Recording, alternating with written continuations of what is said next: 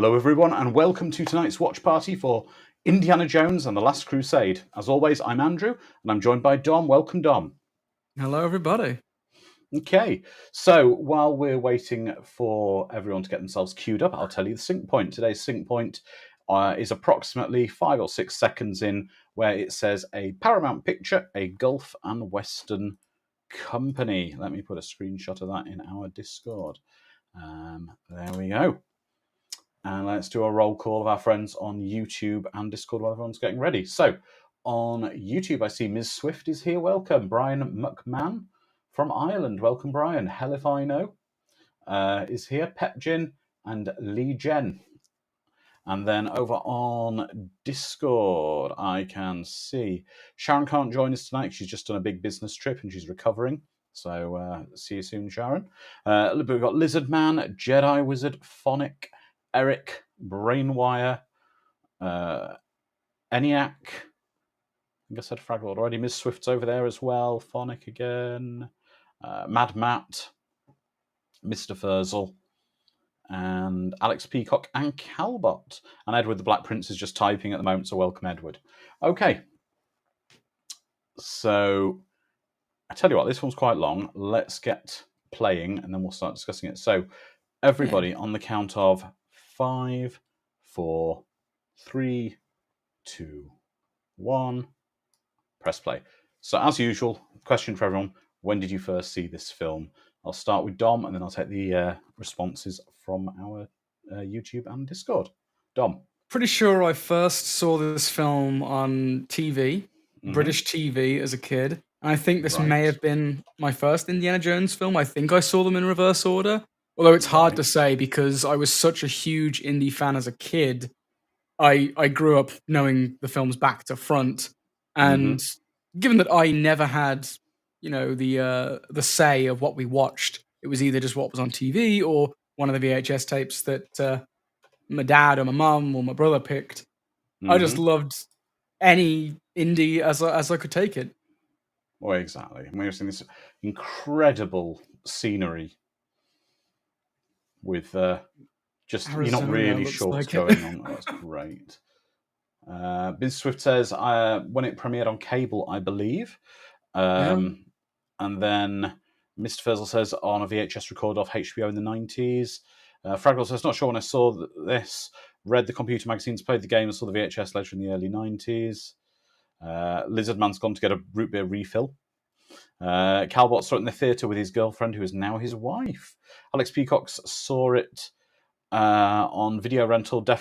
Distinctly recall the Diet Coke ad in front of the film, then on the tape dub for years.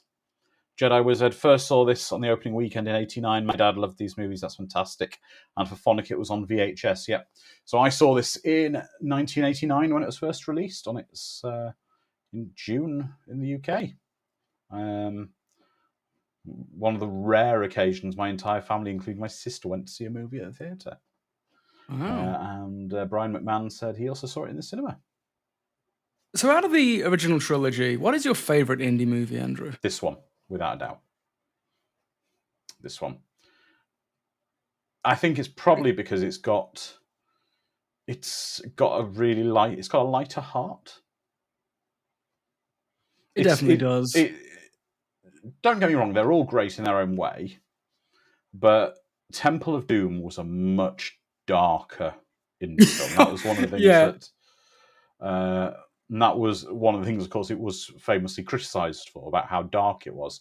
But this is peak Indiana Jones. This is Indiana Jones where everything in it is a 10. Apparently, if you ask Spielberg or Lucas what they were going through while making the second movie, apparently it was just a nightmare for the pair of them. I think Lucas was going through a divorce, or he was divorced. It's this big story of the world around them just being miserable, so it was inflected in the film. Okay, well, this movie is such a perfect. It is. It is perfect. Got Miss Swift saying, keeping the pattern, I tend to see the even numbered ones in the theatres. Pepjin says, I do think the fourth one is underrated and gets too much hate. Fair enough, my friend. So bold opinion, and I respect it.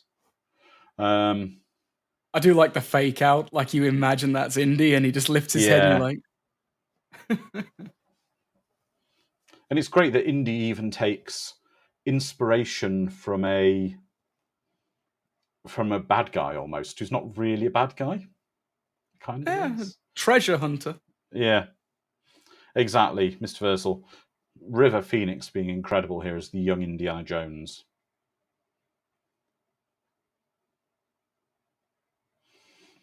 I mean, he does almost look like Indiana Jones' stunt double. Yeah. The guy who he's idolizing almost. Hell if I know didn't. I don't know. People talk about the fifth film. Brian, we haven't done Sneakers yet, but we will probably at some point in the next year. Ms. Swift hasn't seen Dial. Lee Jen really liked Dial of Destiny. I think you've got to, every film is for different reasons, and I found Dial of Destiny to be a much more personal film than maybe than the fourth. But this is very much peak Indiana Jones for me. Certainly.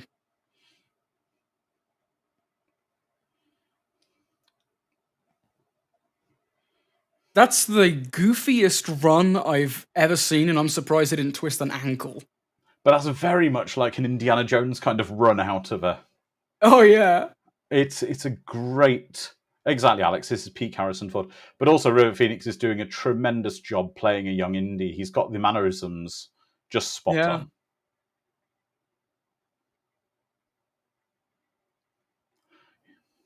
So I recently watched the Zorro movie with Antonio Banderas with my wife.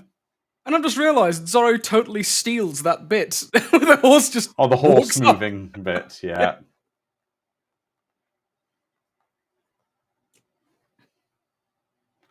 Oh, I love this playful score. This John Williams score is gorgeous, and the filming of it. This is just wonderful. All practical. It's reminding me of the Super Nintendo game. Oh yeah, definitely. Lee Jen says Indiana Jones and James Bond together are perfection. Oh, for sure. Yeah, exactly, Cal. River did a great Harrison, as well as Ewan McGregor does a great Alec Guinness. Exactly, he does. He's playing he's sort of doing a great Harrison Ford playing the character. He's also putting enough of himself into it as well. This is a great shot. This is just fun. Oh, it is. The one thing, again, as you know, I often refer to my house, the Indiana Jones stunt show at Hollywood Studios is very much bits of this, or in this vein with these kind of practical stunts, and it's great fun. Elizabeth says Phoenix does feel like a younger Indy, just finding himself. He's not the same hero, but you can see how he gets there. Exactly. Ugh. Yeah.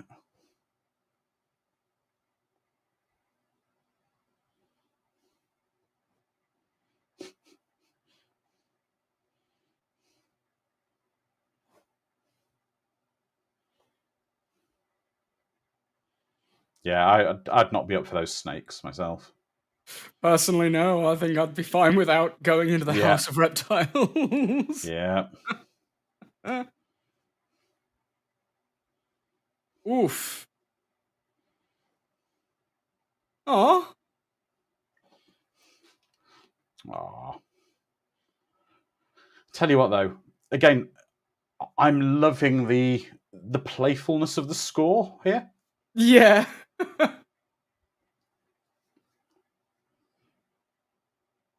It's whimsical.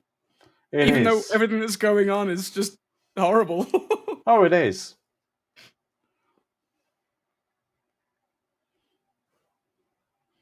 Oh, exactly, Lizard Man. Just one thing after another when it comes to an indie action scene.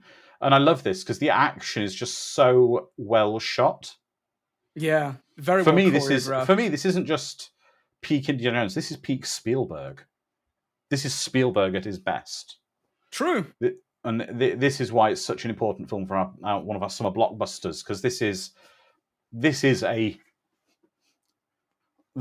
definitive boilerplate tentpole summer blockbuster movie.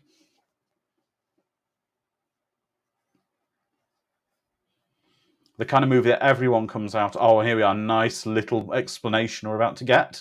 For his scar, yeah. Yeah, for his scar on his chin.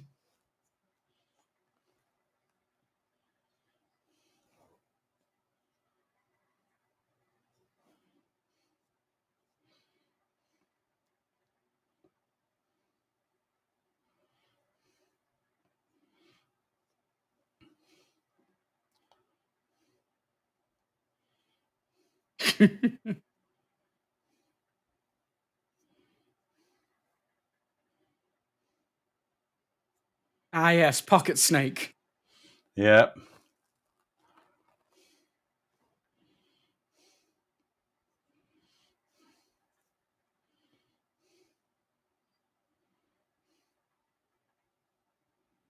It is fun that villainous character is doing like a Harrison Ford impression as well. Exactly. Yeah, Miss Swift's enjoying the magic caboose with all the magic props in there. Fraglord, it could be filmed back to back with Back to the Future 3. Yeah, I was actually thinking this is strong Back to the Future 3 energy as well. Someone earlier was commenting on some of the films that came out in 1989. It was a very interesting year for sort of big summer blockbusters. We had some quite weak, but also some incredibly strong films. Because one of the biggest films of the year, if not the biggest, in '89 was Batman, the Tim Burton original. Oh yeah, changed the landscape. Oh yes, the dog, the Jones.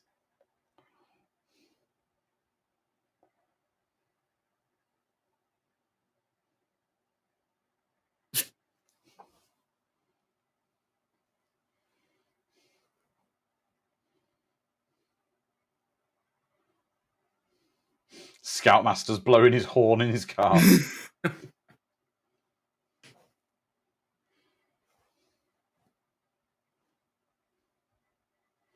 And we're seeing our first taste of the Grail theme by John Williams.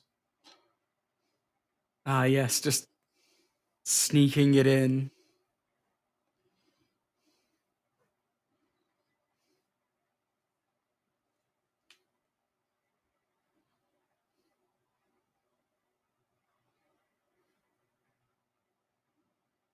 Yeah.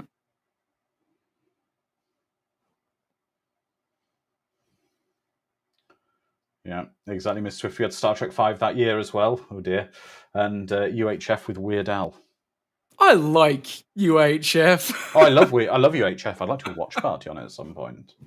For sure. If you haven't seen the latest Weird Al biopic starring Daniel Radcliffe, I heavily recommend it. Mm. Exactly. This is why Indy doesn't trust authority.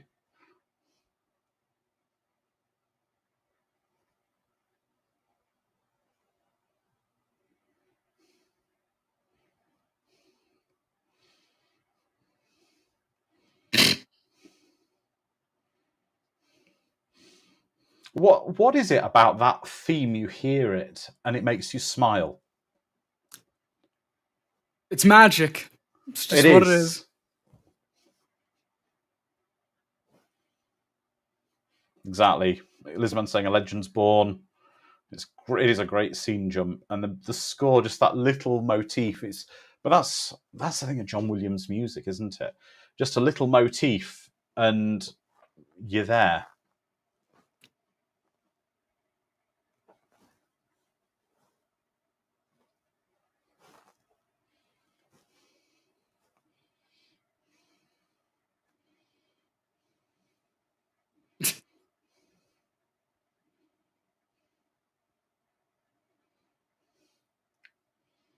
Or you can really believe they're getting the water thrown on them there, because they were.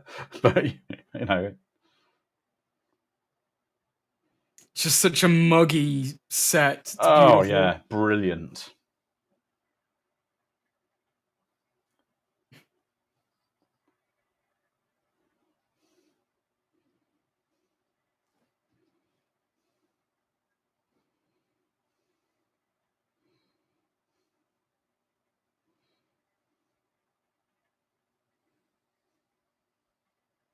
Did you ever watch the TV show, the Adventures of Young Indiana Jones? The Young Indiana Jones Chronicles, you mean? That's the one, yeah. Couple of episodes, but I couldn't get into it. I don't know why. For some reason. It felt odd to me. I preferred watching Tales of the Golden Monkey. That was my Indiana Jones TV show. Okay, Miss Swift watched a few episodes. It was okay, but like I say, I struggled with it a bit. I don't know why. Phonic watch, yeah, with Sean Patrick Flannery in the role. Most of the audience have seen it, but a few people are saying they only watched a few episodes. It was, yeah, Legion. I'd agree with you there. I was very excited for it, but it got a bit boring. I think. I don't know. Maybe it just didn't have the budget it needed. Possibly. I mean, yeah, translating these films into a TV show, especially back then, like in the, what was it, 90s, early 2000s? Yeah. Probably the 90s. No, 90s, early 90s. Yeah. It's not something that's easy to do. No. especially with a TV budget. But yeah, I think Tales of the Golden Monkey is it's a close. It scratched my Indiana Jones itch when I was younger. Oh, Denholm Elliott as Marcus Brody. Mm. He's one of my all-time favourite characters.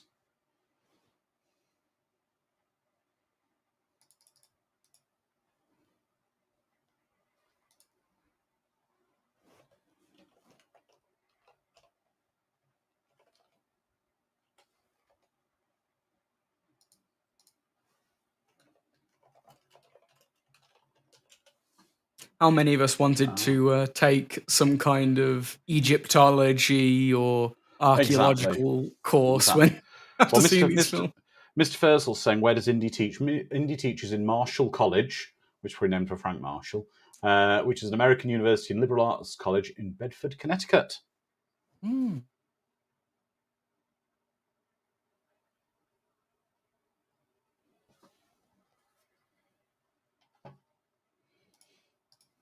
The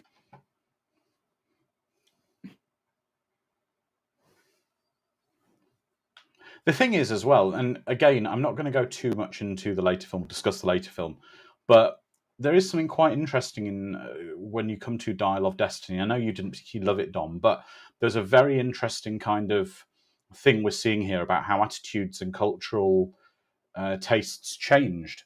During this era, Egyptology, archaeology, all that kind of stuff was huge. It was really big because, and it was obviously kids wanted to learn about it, and that's why he's got this kind of rock star demeanor here.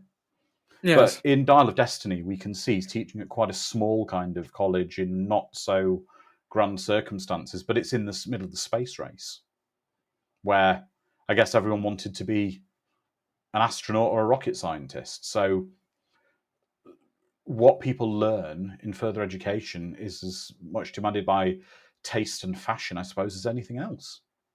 That's true. You can see that in, well, today when there's courses on how to be an internet sensation and stuff like that.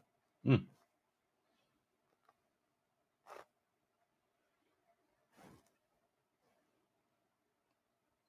I love the way in these films you get these mysterious, almost G-men appearing. Ah, yes.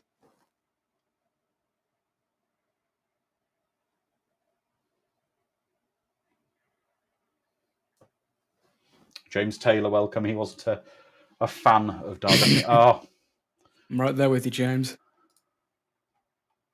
I think you can still find worth in anything, though. So, Julian Glover, who I managed to interview a few years ago on this channel, speaking to him about this, basically the part was pretty much written for him.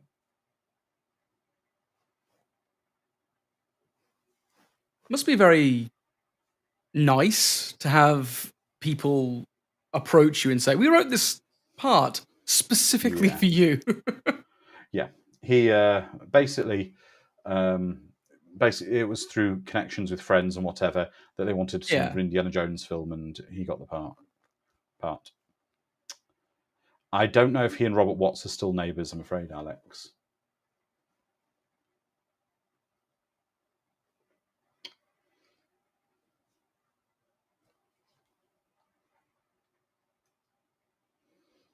Oh, I do love the aesthetic of this kind of 1930s kind of everything with the cut crystal. It's that kind of Art Deco kind of look in this apartment. Yeah.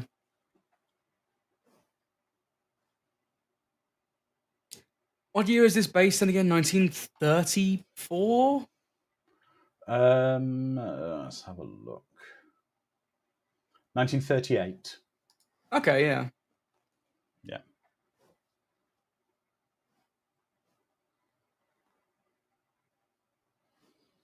So yeah, it's when Art Deco was just coming into thing. Like Metropolis will be made soon. Oh, yeah. Wait, when was Metropolis made? No, Metropolis, I think, was before then. Yeah. I think Metropolis was an influence on Art Deco. Oh, for sure, definitely. Art Deco first appeared in the 1910s, but yeah. Exactly. The Phantom movie, that was a period piece. Oh, the Phantom.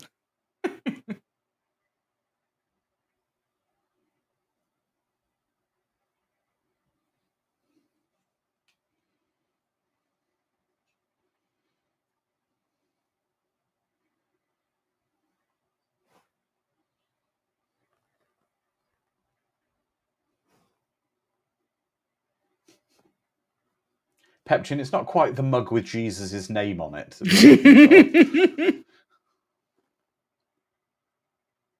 That's true, Ms. Swift. Metropolis is German expressionism period prior to the rise of a certain person. Yep. That's why it was stomped out and Metropolis was practically destroyed. Well, a lot of cinema was destroyed. Alex Peacock, very true. The Phantom, The Shadow, and The Rocketeer, excellent period pieces. Rocketeer, another movie we've done a watch party on, and I adore that movie. Brian, it should be there. There is an Outland watch party on the channel somewhere. I'll see if I can find it for you later when I'm not broadcasting, but it should be there. I did it with David Weiner a while ago.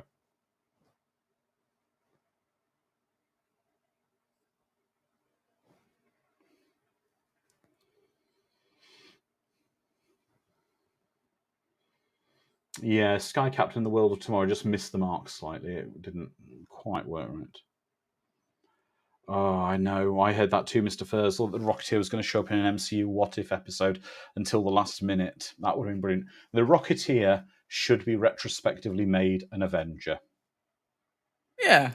He should be one of the 1930s, 1940s Avengers. He should be maybe a Howling Commando extension. He fits nicely in there.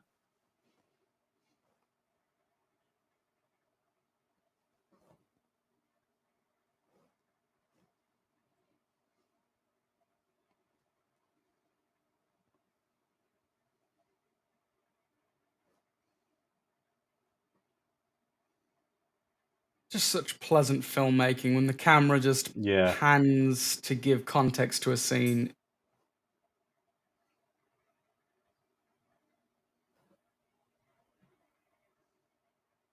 That slight dip of the hat, it just says so much. Yeah. Lovely characterization.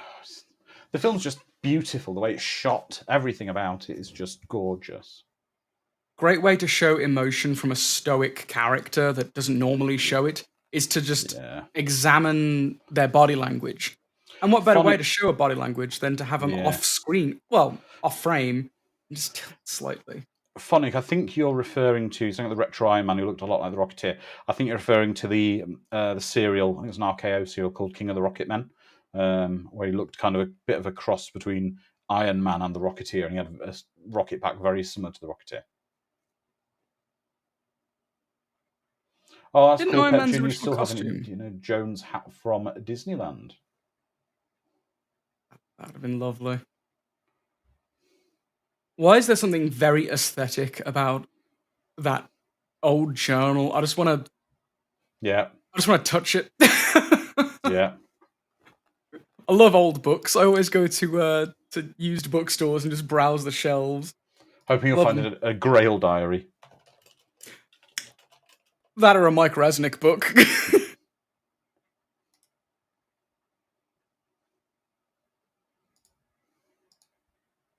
Even the journal wears leather, says Halifino. You're damn right.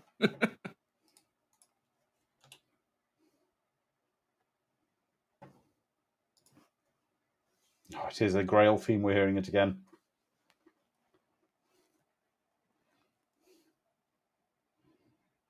Exactly, Alex. He says, Dom, the paper in that book must be amazing. No leaking from the fountain pen. Yes, phenomenal. I love Denholm Elliott as an actor. We just don't see him. Look at that, and a young Sean Connery, the beard there they're showing. But I love Denholm Elliott's character in this because Marcus alternates between this very serious, sensible man to an utter buffoon, and it's brilliant. Exactly, Pepchin. The music in this is like a character in this movie. It is with most John Williams scores that a John Williams score is. You can't imagine a movie with a John Williams score without the soundtrack. If you were to remove the soundtrack from these films, they become cold.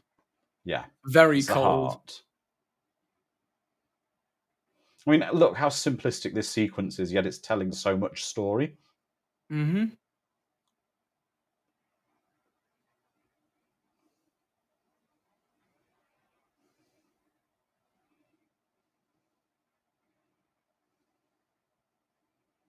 To Venice. Exactly, Lizard Man. Red line's the only way to travel.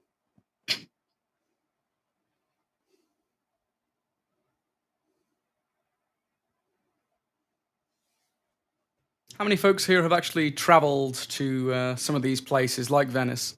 I remember when I went, it was the heat of summer, and there was an odour in the air because I think it's. I've not been to Venice, but I have been to Spain, Portugal, and Turkey in my life.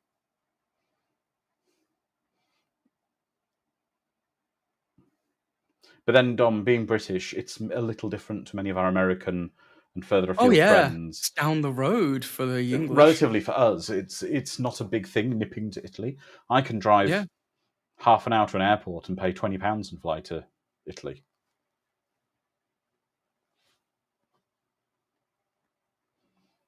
I have been told, very similar to yourself, Dom, my father's been to Venice several times. He said the waterways are a little pungent. In the summer. In the winter, you don't tend to. Yes. Early Jen says they've been to Venice and have crossed that bridge. Beautiful. Yeah. Phonic, it's a lot better now than it was. But Phonic says the water looks like sewage. You can smell it from there. Yeah, it's better now. A lot better than it was. I think they have to because of there's a lot of flooding presently, isn't there? Yeah.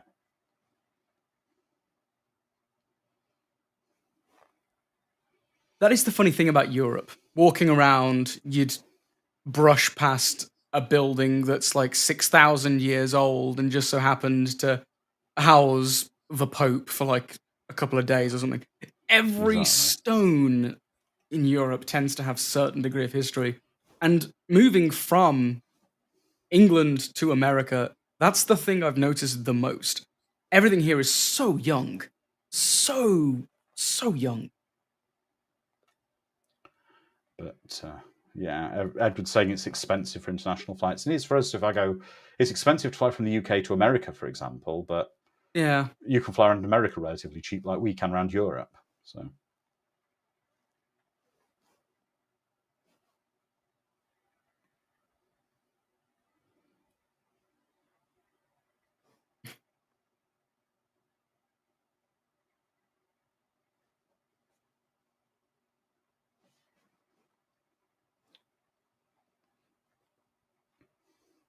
This reminds me so much of the cathedral I used to go to when I lived in Lincoln.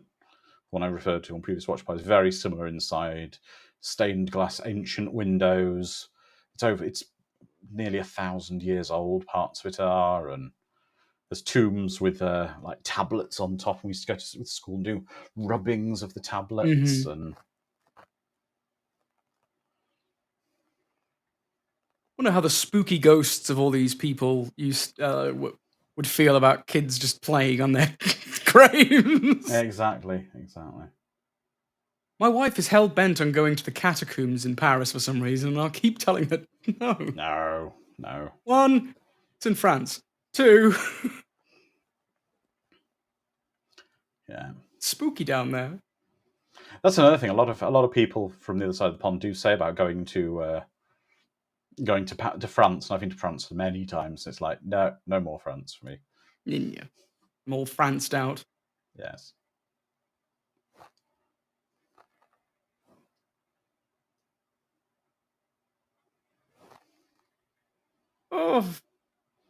Oh, now he's going to wreck the floor. Got the Albert Einstein looking librarian. Show her as above, so below. Yeah. Maybe. Back when they made those kind of rope things properly, so you could smash marble floors with them. Yeah, those are the days.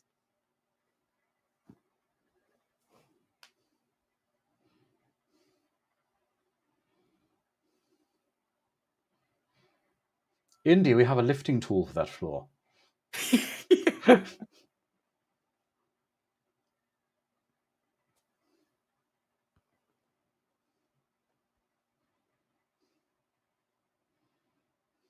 It's only a few skeletons, it's fine. I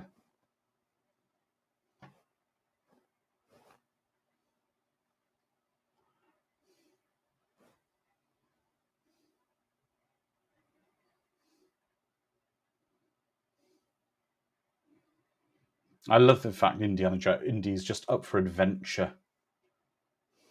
No matter where he goes. And do you know what? Even though bits of these films are maybe a little far-fetched, etc., that's what I love about them, because it's like there's a whisper of truth in it, and you're like, yeah, and it's the idea of under a big X in the floor, you lift it up, and then there's a tomb with with what they're about to find in it. I am wondering why the Arthurian Knights Templar went to Italy. Well, I guess it's a holy place, isn't it? Well, maybe on the way to Rome, I guess. Yeah. We truly peaked as a society when we buried our dead below a library. Yes. All downhill from there. It's an old advertisement. I like that. Casually. I just finds a picture of the Ark of the Covenant on the wall. Ms. Swift, Indy's always DTQ, down to quest. Oh, exactly. It did, Miss Swift. Mark's a nice callback to his lecture. What I love about Indiana Jones is as well, it doesn't ever take itself too seriously on certain stuff.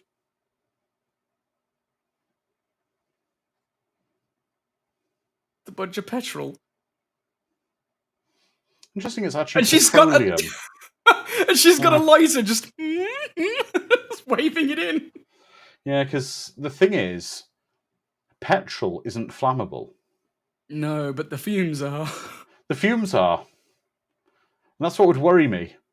I would not carry a lit torch over over petrol, where it's the gas that ignites.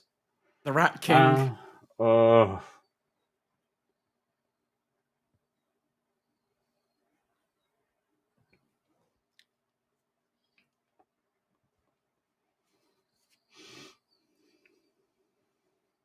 Eric's saying live a little. Yeah. Exactly. I'd be hard noping this. Hail Ratma. Yeah. See if I can find some pictures I took.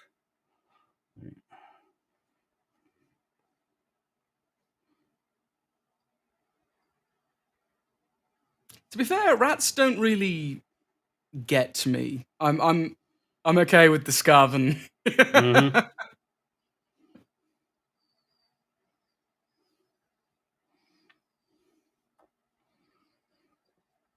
Li Jen, you'd rather the snakes? Let's put it to a No, vote, shall we? Who would no, rather no. snakes or rats? Neither for me. Neither. Puppies. I'd love to fall into a pit of puppies. Yeah, a pit of puppies would be fine with you, wouldn't it? Yeah, that'd be great.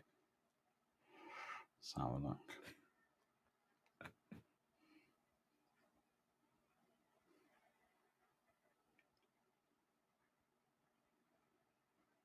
Yeah, the Scarven are somewhat plague bringers, aren't they?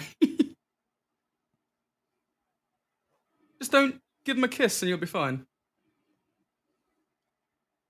So I'm just going to see if I've got any pictures for you of my trip to the.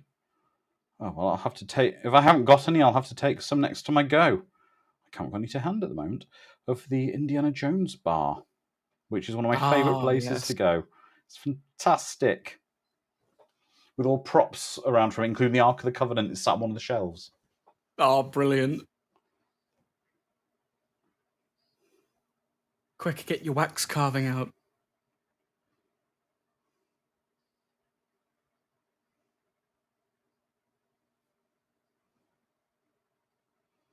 Hell if I know wants to know what kind of drinks they serve there. They sell, apart from beers, they sell really cool kind of Indiana Jones inspired cocktails. And the best chicken wings you've ever eaten. They sell incredible chicken wings.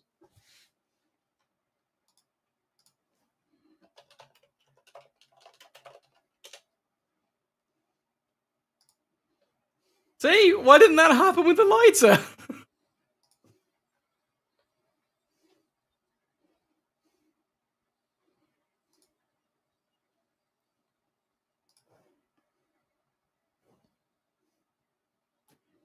That poor knight. Oh dear. Now, Oh no. what, that made out of concrete? It's maybe stone. That well-known floating, buoyant material stone.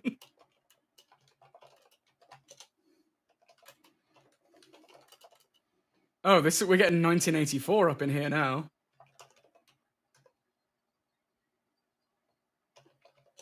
It's labeled Room 101, but I'm pretty sure it's going to be fine.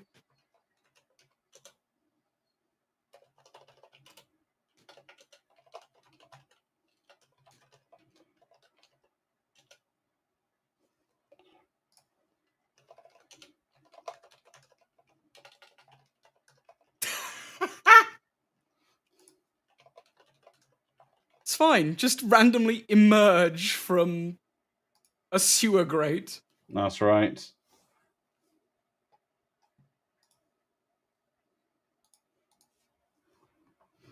Ah, yes. Why isn't not a gondola? Why don't we have a gondola chase? That'd be amazing.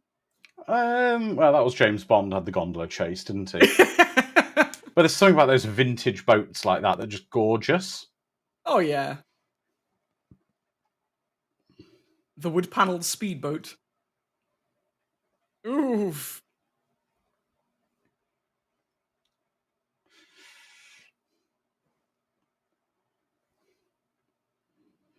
I also like the fact all these boats are just sat there ready to be taken. Yeah. There's a sign just off screen saying, in case of chase, use boat. They are, Miss Swift. Speedboat chases are an action staple, and that's one thing I love about this. This film knows this film isn't trying to cut new ground. It knows. It doesn't want to be the only, it wants to be the best. Yeah.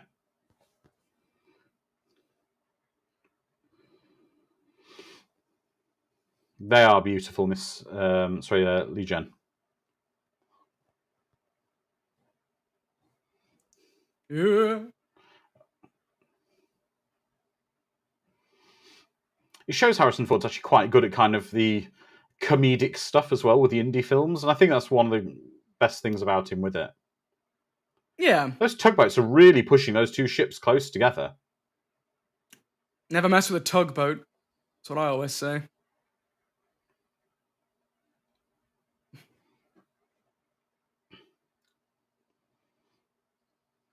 And again, this shows sound effects. This also shows the wonderful, proper, full-scale live-action stunts they do in these films. Yeah. With the boats on the water.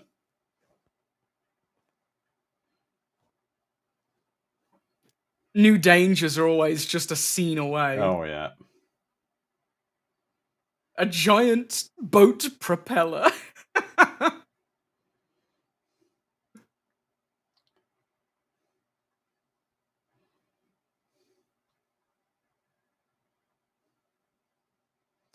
Oh, it's brilliant.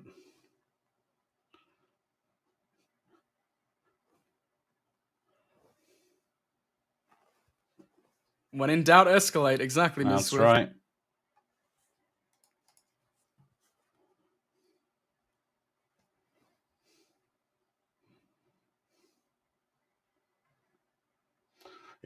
We'll both die, Dr. Jones. I love the fact that all these sort of these Middle Eastern Knights Templar henchmen and whatever all speak with perfect British accents in these films. Of course, as it should be. As it should be. Queen's English. Oh, King's English. This.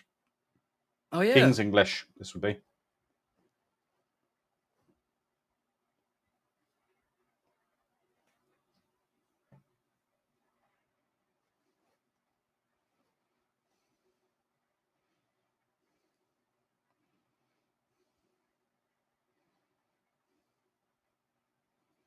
He said I'm into fashion tattoos, mate.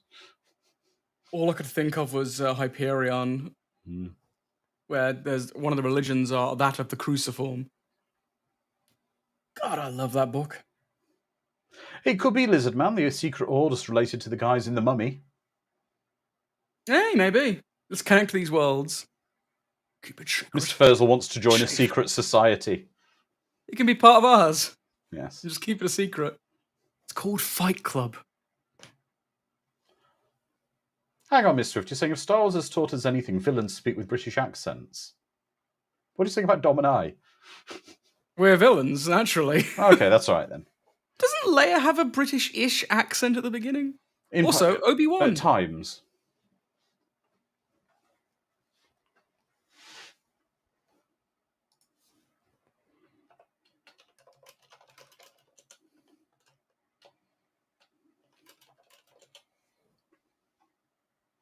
Hi, Bones.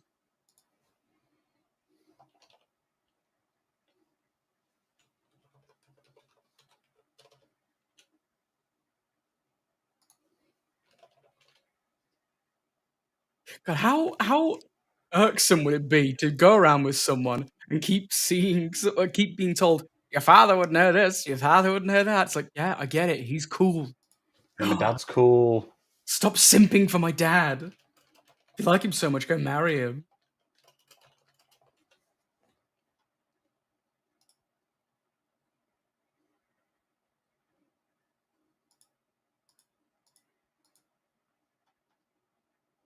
Alexandretta?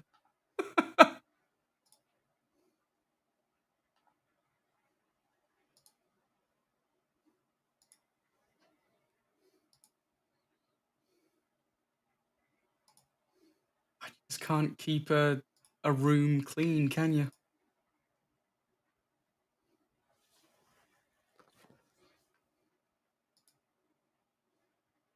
I wonder how long before we start doing Sean Connery impressions.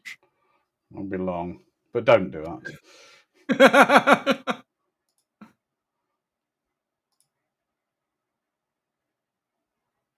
That is such a limp bath, my dear. You need a bit more water in that.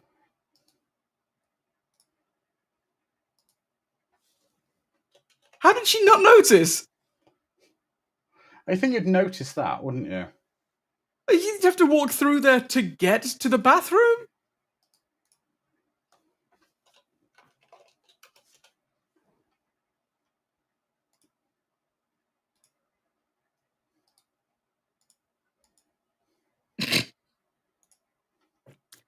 She did it to herself. Yeah, I guess. No.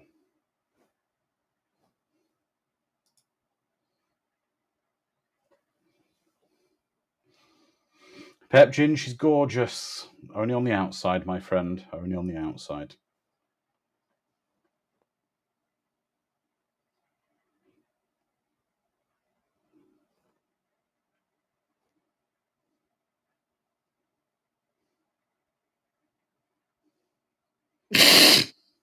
Good for you, girl. Indy, that is not appropriate.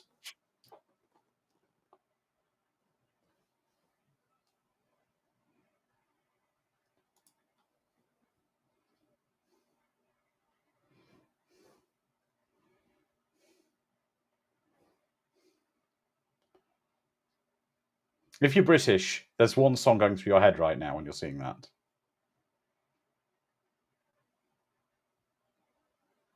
About Cornetto ice creams. Just one Cornetto. Give it to me. To me. Delicious ice cream. From Italy. Actually from Gloucester. Oh, there we go. Yeah.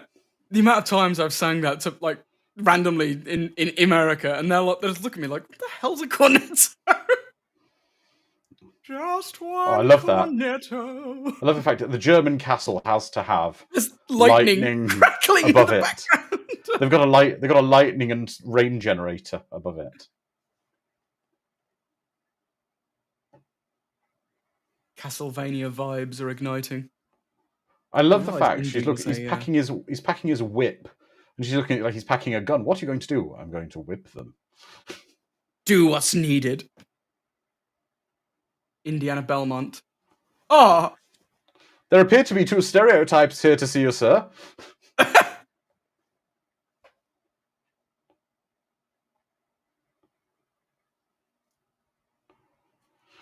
So we know it's not only Indiana Jones's father who's bad at accents. Yeah, apparently.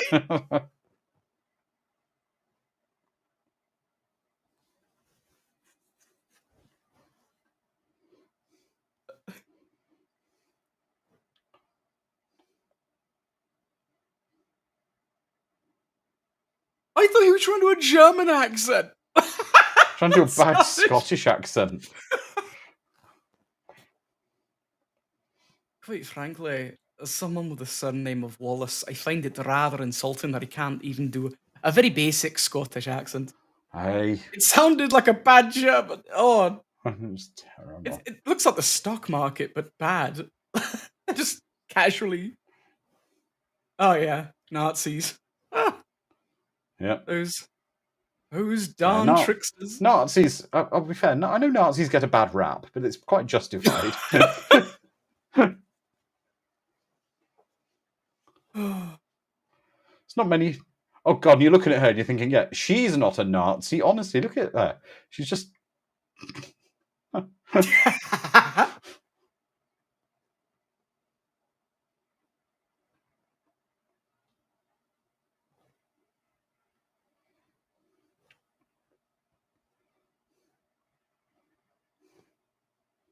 Those windows are pretty terrible. Yeah. Yeah, just climb out into the pouring rain.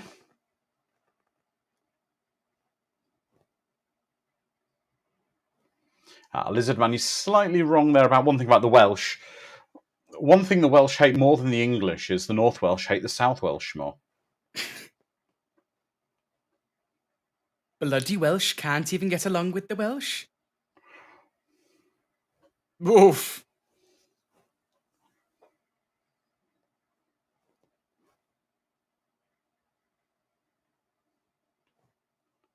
Junior. So riddle me this, where are the Joneses supposed to be from? I have no idea.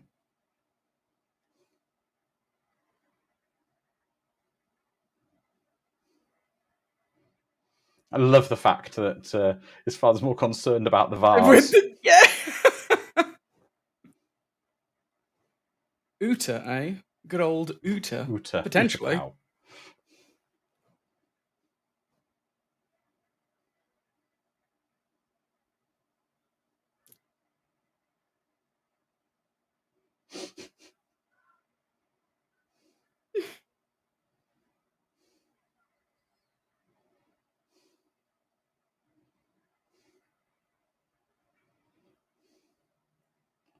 One of the things I quite like about Sean Connery in this film is he has a much less of an action role, and this is almost like a pause in his career of doing action role, because he did action in Goodfellas, which was only 2 years before, not Goodfellas, sorry, in Untouchables, which was only 2 years. I was about to say, no. I'd love to see. But he also did quite a lot of action, even in the last film, proper acting role of his career, which was League of Extraordinary Gentlemen, 2003. True. The Rock, yeah, I was about to say The Rock. The Rock, another one. Swift says. That was in the 90s? Yeah, 96 for The Rock, I believe. 96, 97. Like I say, it's interesting with this because it's a subdued. He's playing older than his type here, almost. Yeah.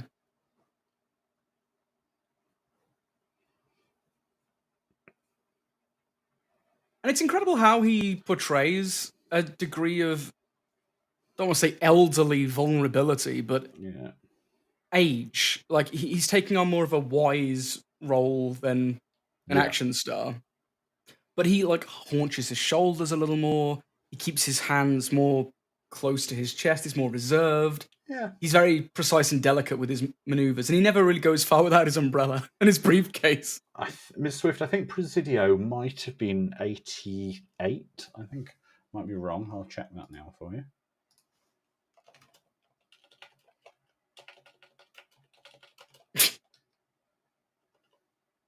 '88. Yeah, it was 88.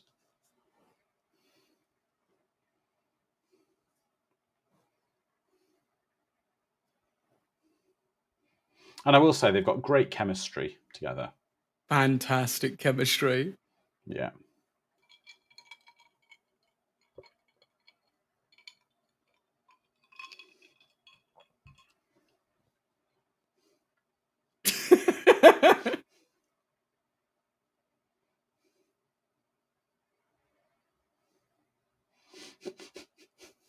Speaking of the Marx Brothers, I was in the theatre the other day, and independent cinema, and they were showing that they're going to be showing Duck Soup. And I was in the audience with several youngsters, and I was chuckling away at the trailer for Duck Soup, and I didn't hear a single other person chuckle, and I felt so sad for them, because it was just comedy gold. How do they not find it funny? Oh, I do love... that's a good film as well, Brian McMahon. Family Business. Ah, yes. She's a Nazi. Yeah.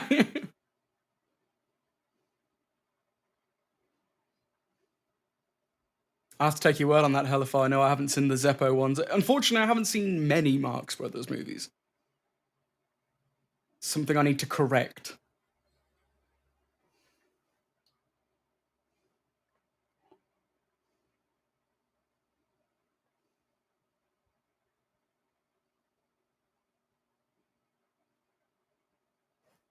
I do not know how you didn't know I was a Nazi.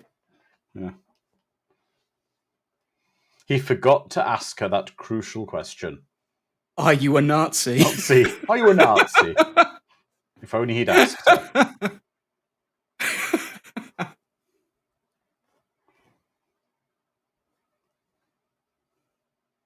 It's almost the Darth Vader, like, Sith march there, wasn't it? It is a bit. It's brilliant.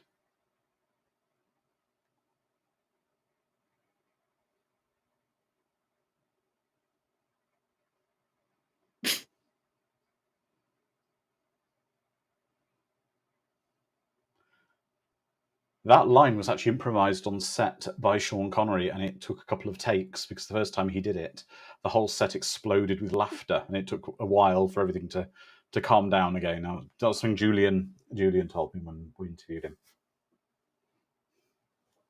She talks in her sleep.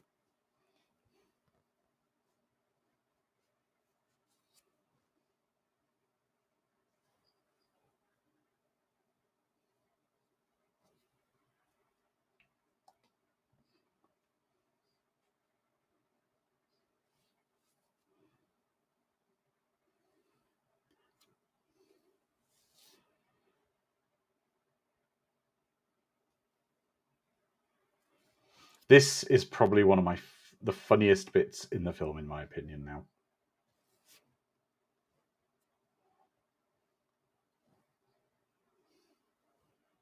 in every scene, she becomes more and more Nazi-esque. This Marcus, brilliant.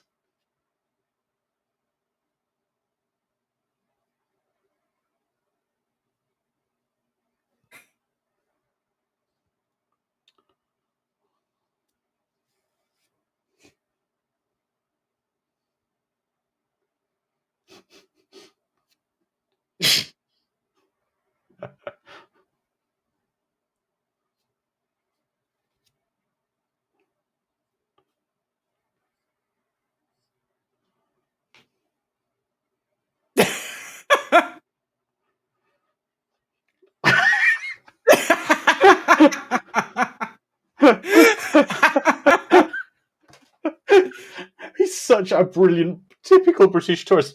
No, sorry, no, thank you. I don't speak your local language. So British. Oh. John Rhys Davies. Yep, everyone's favourite. Yeah.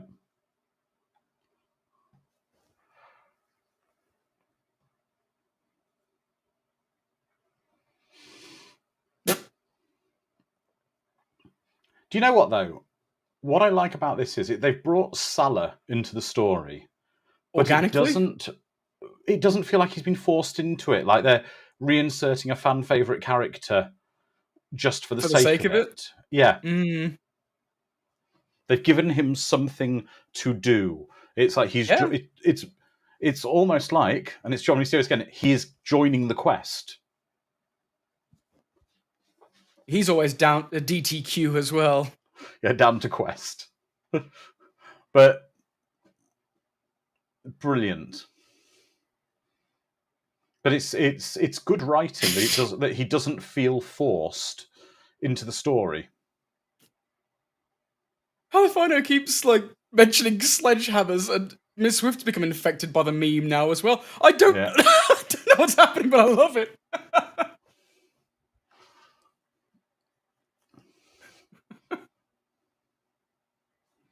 Oh dear, it's a Nazi truck with a palm tree on it.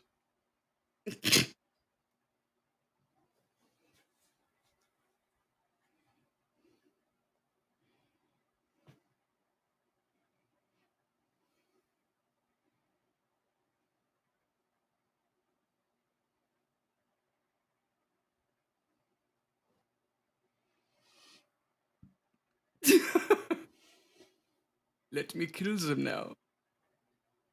Those crafty, crafty Nazis.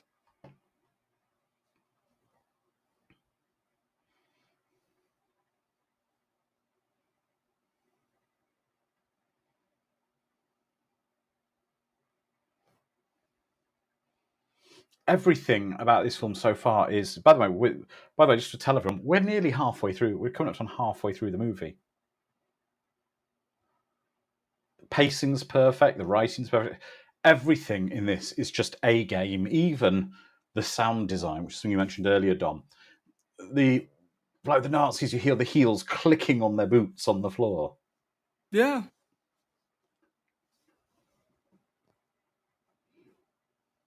It does. It zips along, Miss Swift. It's kind of grim. Well, Indy's having his father's cast-offs. Yeah, I know. That's what I was about to say. It's like, nah, wouldn't be okay with that.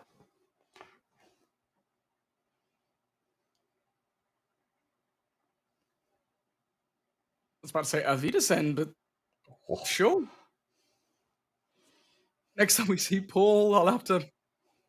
Sorry, Paul, goodbye. I learned this from Indiana Jones.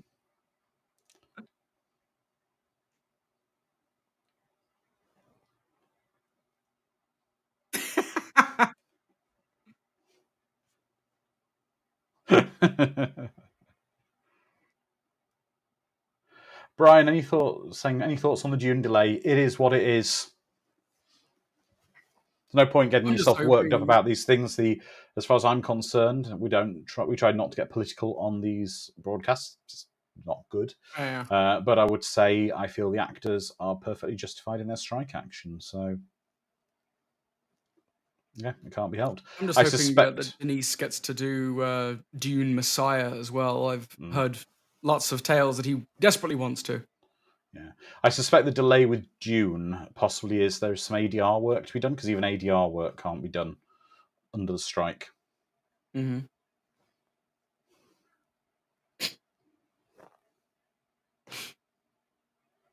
I love how all of this wood and Yeah, carpet was more flammable than the pool of petrol. and they're definitely evil because they're all smoking. They And need we get the we get the Nazis, and we get the little Nazi anthem. It's a great thing that John Williams does so well in all his scores. The little motif themes for the various groups in the films as well. yeah. I do miss themes, musical themes for different Yeah. characters and such.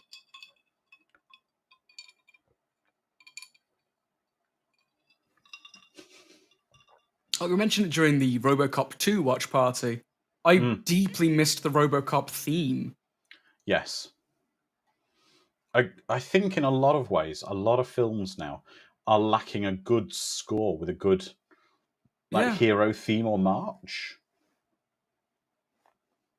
A good score is as important as the acting or the direction. Oh, brilliant. I just love it. This is perfect Indiana Jones kind of comedy as well. Yeah.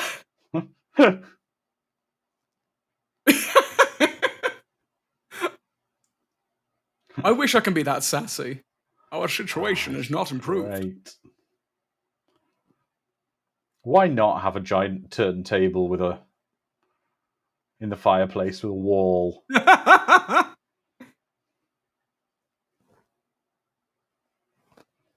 Ah, yes, Schnell.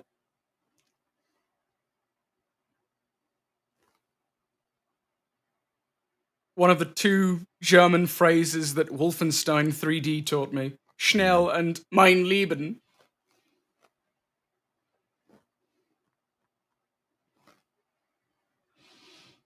I agree with you there, Alex. Hans Zimmer does some good work, I guess. I don't say he does bad work, but It's mainly ambient stuff. I'm fed up of ambient scores. I want proper bombastic themes and marches for my characters and my films.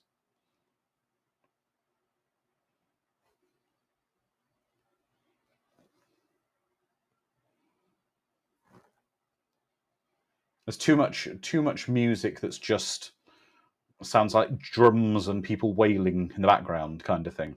You know, in films these days. Yeah.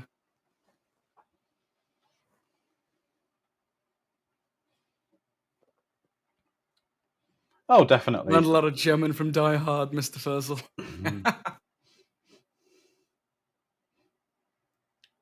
Oh.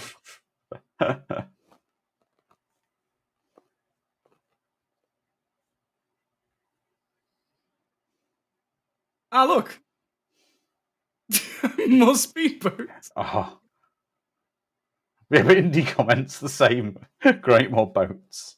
Mm-hmm.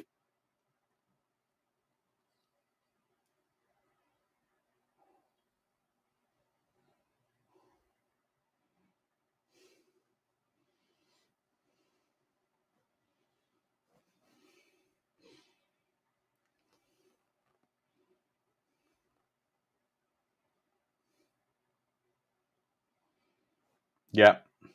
I don't know. I don't know what you're saying. Lizard Man saying Indy going on more adventures with his dad, but I don't want. This is lightning in a bottle. This film. I don't want more of it, but I do. Do you know what I mean, Dom? Yeah, it leaves you wanting more, but that's the perfect ending because you want more, but more would. It's like when you eat a Twinkie, a deep fried Twinkie. You eat one, and it's like stupid good. It should be illegal how good it is. And then you want another one, but if you have another one, it makes you feel sick. So you can't. You just have that one, and then you crave another. Exactly, Edward. You don't want more, but it happened. That's why there's only 3 films. Yeah. That's why there's only 3 films. Yeah. Yeah, but Fraglord, I don't want to be nasty, my friend. You're saying, I can't say much from new scores, but The Matrix had a good score. But if you talk about the original Matrix, that's 25 years ago now, my friend. Exactly, Alex Peacock. A deep fried Mars bar once a year. It's an annual thing.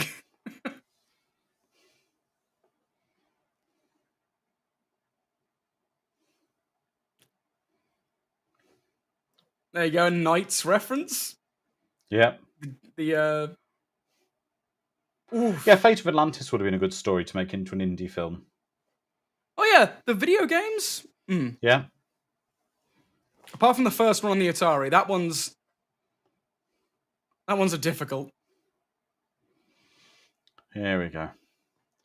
It is new in the 80s for Aglord, but I love this. Again, this is going back to what we see in the indie films, the tremendous real stunt work. Oh!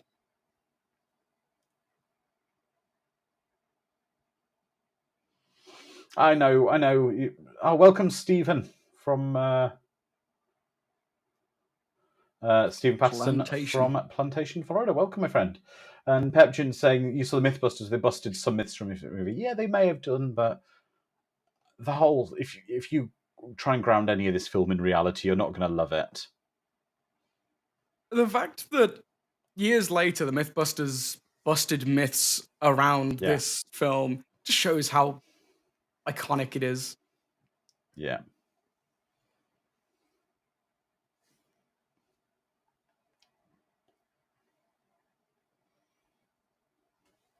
I like the fact we're getting just a little bit of exposition now, but we're not getting bogged down in tons of it. We don't need to. Oh no, is this background fake? I'm looking at the lighting and I'm like, wait a minute. No, something's not right here. No, I don't think it is.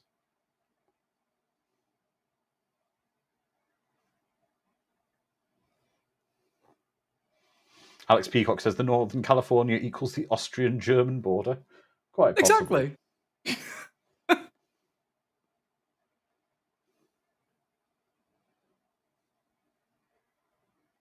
Fraglord, yeah. Scott Pilgrim has a great score, but it is licensed music score, I guess. The Captain America score was quite good. I don't remember it. No, he does have some quite good. It's got the Captain America. He's got his own theme in it, which is quite. I guess Wonder Woman had a theme.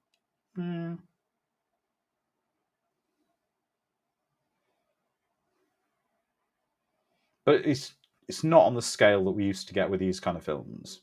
Not at all. Oh, okay, yes. Yeah. Tron Legacy. The Tron Legacy soundtrack, by Daft Punk.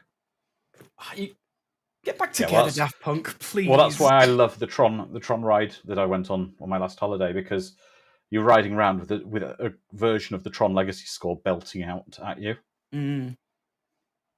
You're on a light cycle, racing another light cycle on the grid. Now, this is very important if you're British, and I don't know if, Dom, you're going to be a little bit too young to remember. So Hitler here is played by a British actor.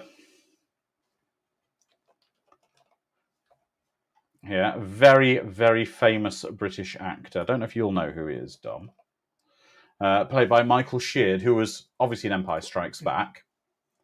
There you go, Brian McMahon, ready for the Grange Hill theme. Yeah. He played possibly his greatest character ever in a kids' TV show in the UK called Grange Hill. He played a teacher called Mr. Bronson, who was scarier than Hitler.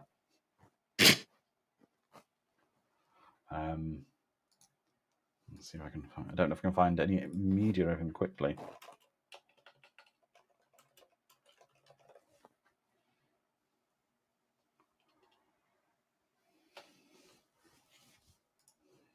See, even the Nazi isn't very happy with the burning of books. Nope. I think Stephen King is the one who said, whenever books start getting banned, do whatever you can to read them. Exactly. Das Kapital.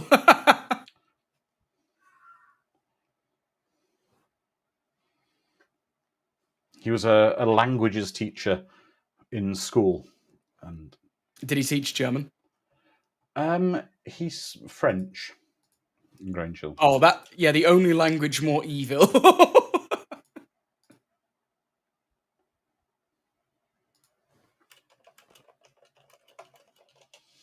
I think the scene could still be made.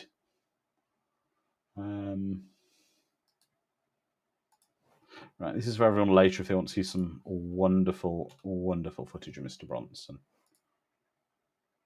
Picard may take issue with that.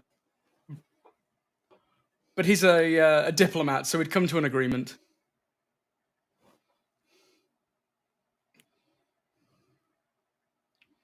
Yeah, exactly. It is great where he bumps into Hitler and Hitler just autographs it. I do love the implication, though, and it's so American. Indy... It looks like Indy's afraid that Hitler recognizes him. Yeah. But why would he? He's just a dude. It's also the fact, I love this as well, that you almost wonder if Indy's, it's almost a bit, he doesn't like the man, but he's almost maybe a bit starstruck in some ways. I mean, that is the most famous man in the world at the time there, isn't it? He's just bumped into. Sad to say, arguably one of the most famous man in history. Yeah.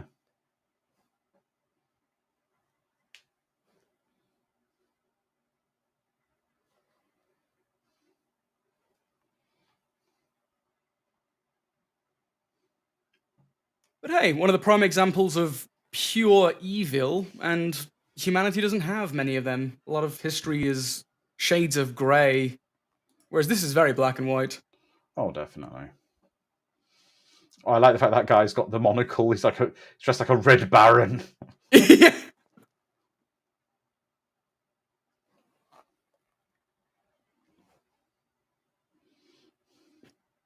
If I bumped into Adolf Hitler, I don't think I'd be able to hide my disgust. My poker face is crap.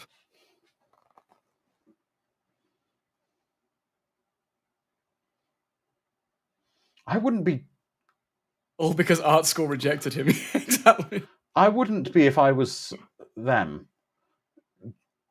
Conversing in American English at a slightly audible volume.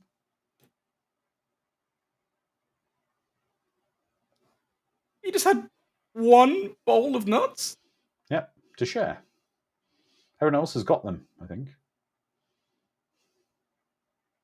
I do kind of wish that Zeppelin travel was a thing, because it looks so cozy. Yes, but it wasn't. There's stuff about it, actually. No, I'm very aware. No, there was stuff about how comfortable it was. It was very comfortable in that you had almost like a hotel on board. Yeah. But it was incredibly slow and not very smooth. It was very bumpy. There are, companies that do have Zeppelins that you could ride. I'm aware of them. There's modern Zeppelins as well. Yeah.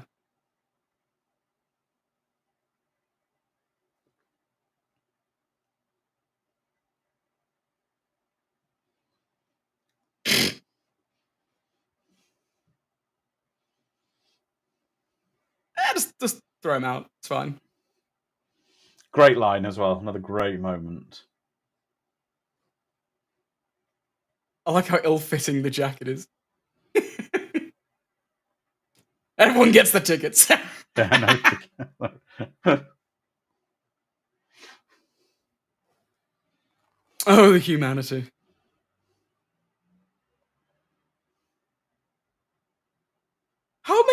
How many scenes can you actually think of where someone actively shakes their fist angrily at a blimp that flies out? It's not many. Not many. I'll get you, Dr. Jones. It's not many films with people angrily shaking their fist and not in parody.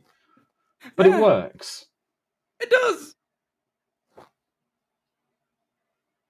Oh, Alex, I think it works, even though it's a blue screen. Yeah.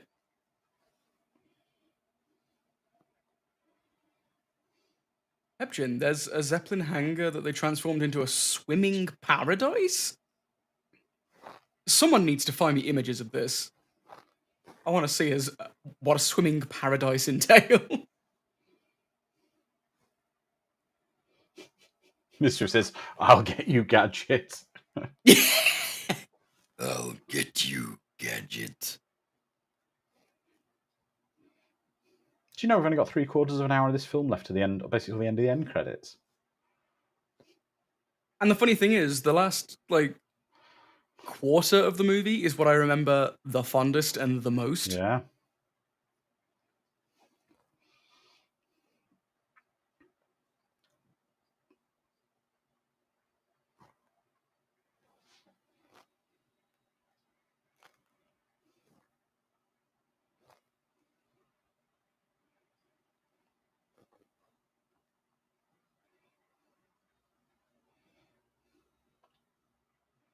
Oh. You never really knew what happened to Indy's mother, though, do we?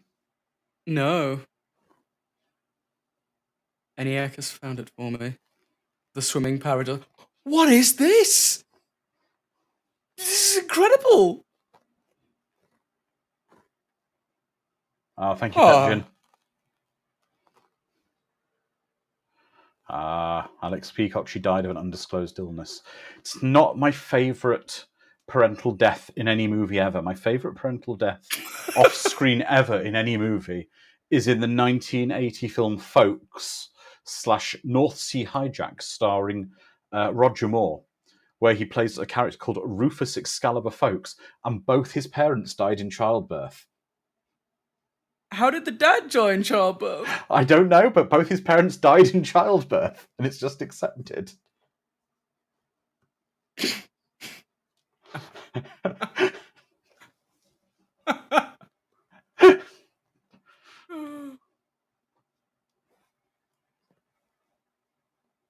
Again, I can hear some Star Wars in that. Oh, you can, but that's great. Yes, but let's be honest, the Empire and the kind of the Nazi themes may be very similar. We do, hell if I know. We need to bring back those glasses that loop around the lobe. Yes.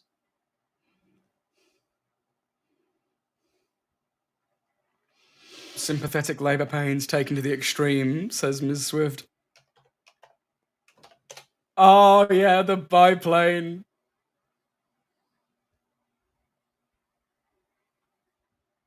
Where's Snoopy when you need him? Where's my Snoopy? Oh, he's around.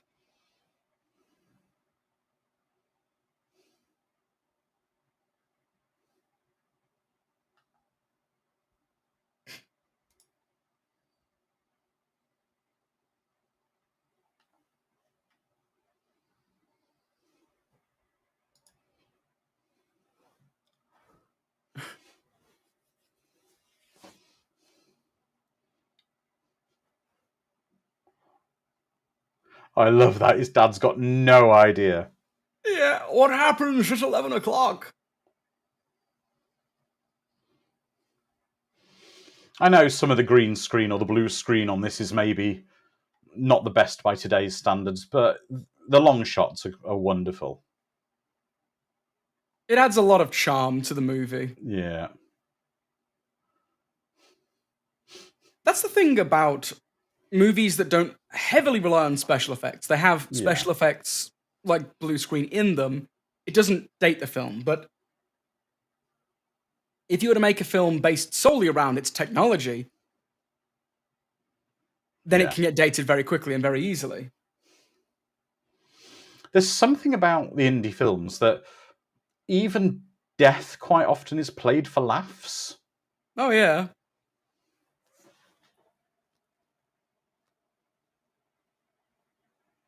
We haven't had a Wilhelm scream yet, have we? Not yet. Not yet.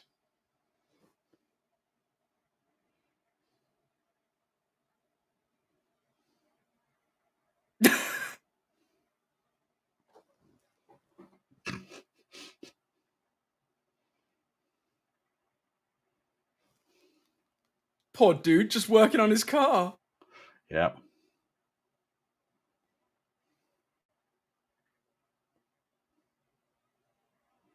I was almost done. Just putting his his hubcap back on. That's a nice car to steal, though. Oh yeah. Yeah, a little bit of Pet North Jin by saying he loves Northwest. the Rescue Rangers. Well, Rescue Rangers used the Indiana Jones costume and the Tom Selleck Magnum PI costume, because don't They forget. did, yeah. But Tom Selleck was the original Indiana Jones. He was. Again, this is what I mean by death by comedy, because this scene is very funny, but this pilot is going to his death.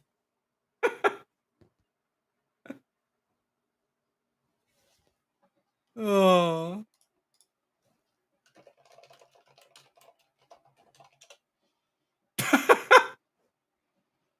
Oh.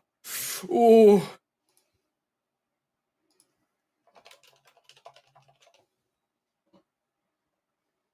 Stay a while and listen. No. Oh. That car they stole technically doesn't exist. Oh, yet. darn. Oh, it's a 1954 Citroen 11 Ligier Cabriolet. But we'll not worry about that.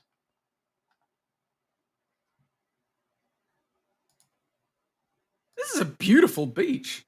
Oh, it is.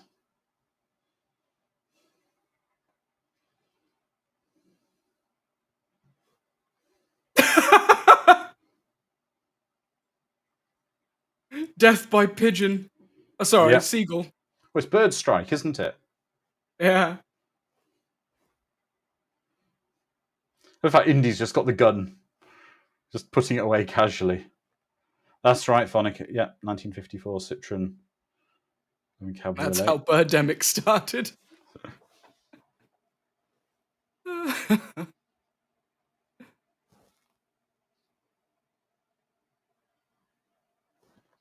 Oh, we've got this score as well, the lovely little score.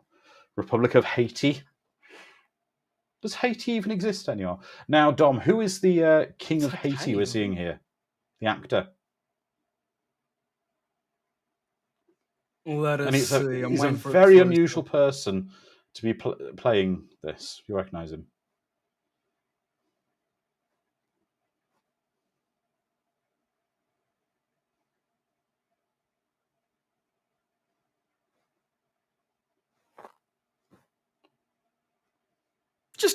Just a few bits of gold. Yeah. Doesn't care. I mean, yeah, if you're an emperor of an empire. That's right. Brian McMahon has him. Has it? That is British comedian Alexei Sale. Oh! Who is in the 80s, only a few years before, he was a very anti-establishment, political, alternative comedy comedian, wasn't he? Very. Yeah.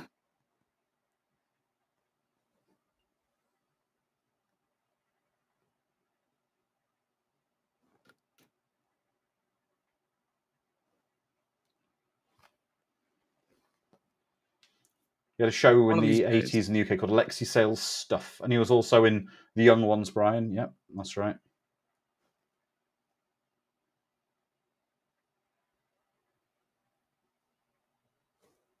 Damn it if I'm not a sucker for a femme fatale.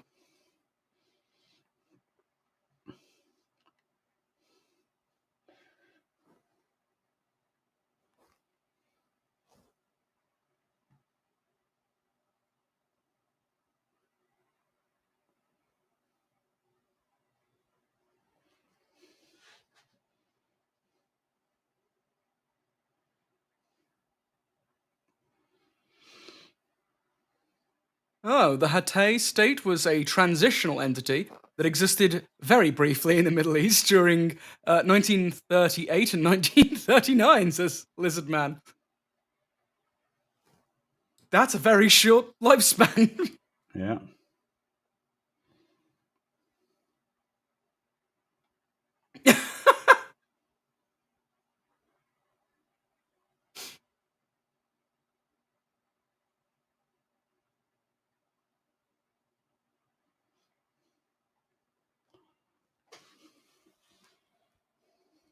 You'd have thought they would have brought more than one canteen of water with them. I probably did. Maybe just not in that car. Oh. They all have their own personal canteens, perhaps. Yes. Don't suppose you have an RPG, do you? Ooh.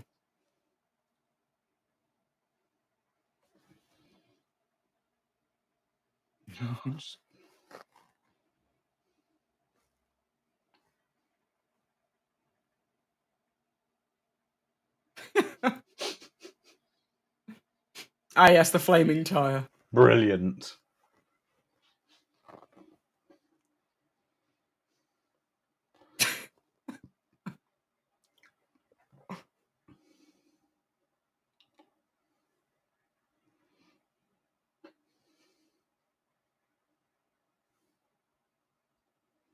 Yeah, because the place you really want to be in the desert is inside a metal box. Yeah. Safest place.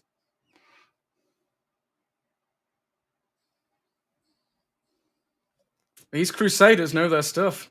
Yeah. We shed blood for the cruciform.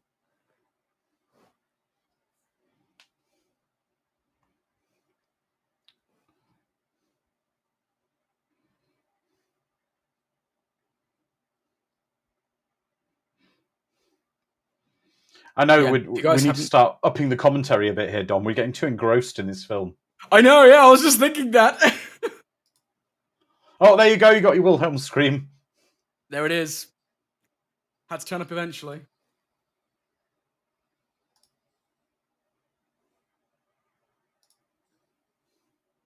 But yes, if you guys want a decent sci-fi book to read, I could point you into the direction of Dune, of course, the granddaddy that made Star Wars possible. But I would equally point you towards Hyperion. It's a series of like 4 books, I think, but can be read as just one.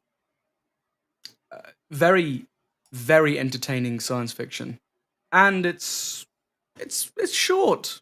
It's not a biblical tome like Dune. Semi-anthological as well.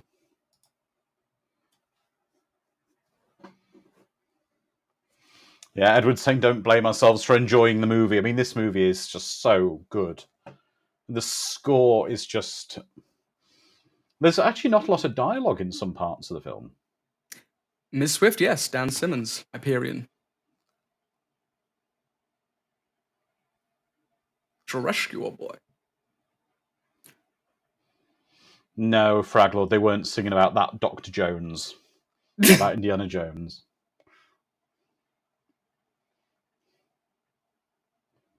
Is there anything more sassy and vile than removing a glove and just slapping someone with it? I know. Jerk.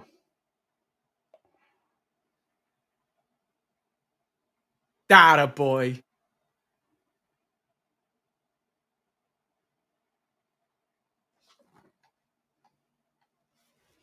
Hell yeah. That's right. Tell him.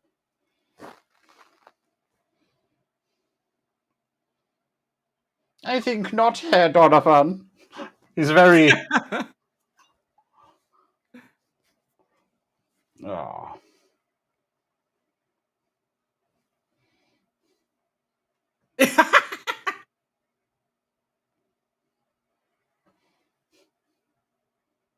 Oh, there we go. He's paying off the car. With camels. Fraglord is saying, are there any good indie rip-offs? Ooh. Oh, yeah, Alan Quatermain. And the Rocketeer, yeah. What the hell's it called again? national treasure. Yeah. I'm telling you, Tales of the Golden Monkey. Go watch Pepjin that. likes Uncharted, which I've not watched yet. Oh, yeah, I was thinking the video games. Yeah. Tomb Raider video games? Yeah. But Rocketeer, yeah. Rocketeer's very much Indiana Jones kind of.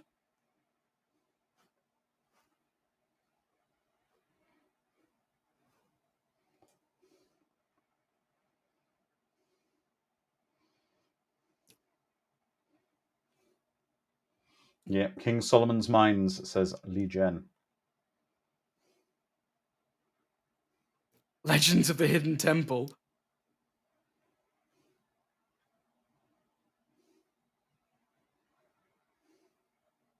Goonies, yeah, that's a good one. Yeah. I don't think the people in the tank have much to worry about the car hitting them, to be honest. Yeah, nah. And how cold is that general in the tank? Because you can see his breath. No, not like that. In that he has a way of removing the Oh yeah, by just the car that's got someone trapped. Yeah. No, there's a car that's trapped on the main gun with someone inside it. Putting the gun through it and just shooting. There it goes. That's what I meant by pushing them aside. Yes, there we go. And then drive over it in case the passenger inside wasn't dead already. Yeah, we should have got out of the way.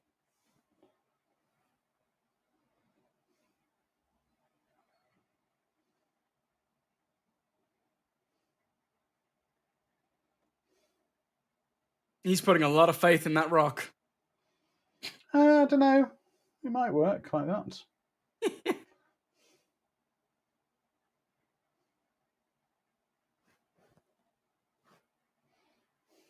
Actually, yeah, the 90s The Mummy as well. That's a good... yeah, that's good.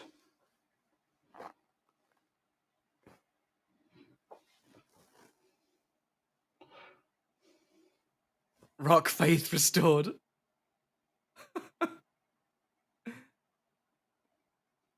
If only Indy had a green or red shell. Or a blue shell. Yeah.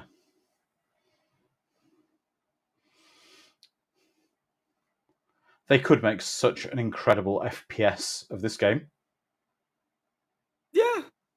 I know they... Romancing the Stone, yes. Oh, yes. Romancing the Stone. Star Wars.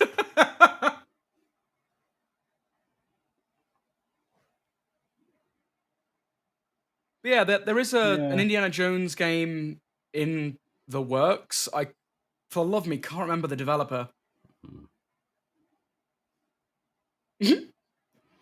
Romancing the Stone is quite good, Cal, but Jewel of the Nile, not so much. Yeah.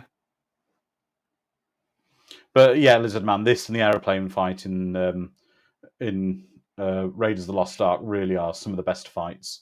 This whole sequence is incredible, the stunt work on it.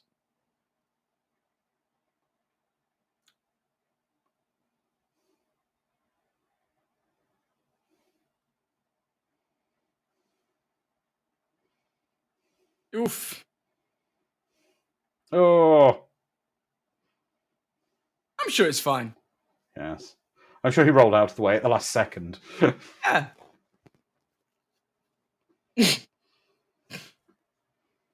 Okay, and everyone, we're now in the last half hour of this movie.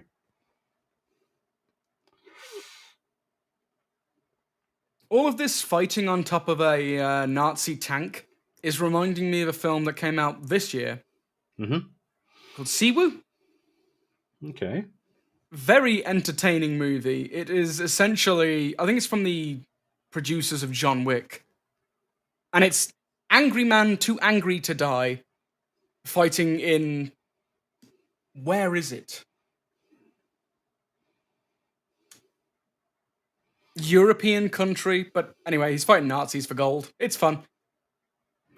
Something I want to also praise them for not doing in this film... Sisu, sorry, yeah. ...was leaning into Sean Connery doing any James Bond stuff. Yeah.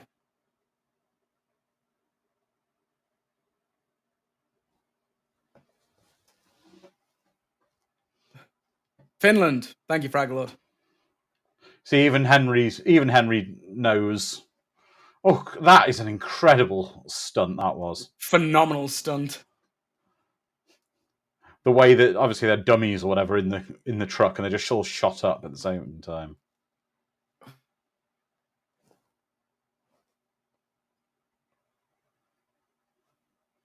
Oh, the fingies. Ow. Ow. Ugh.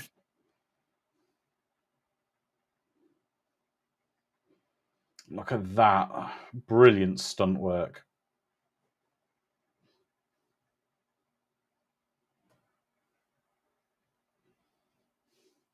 Yep, that would hurt.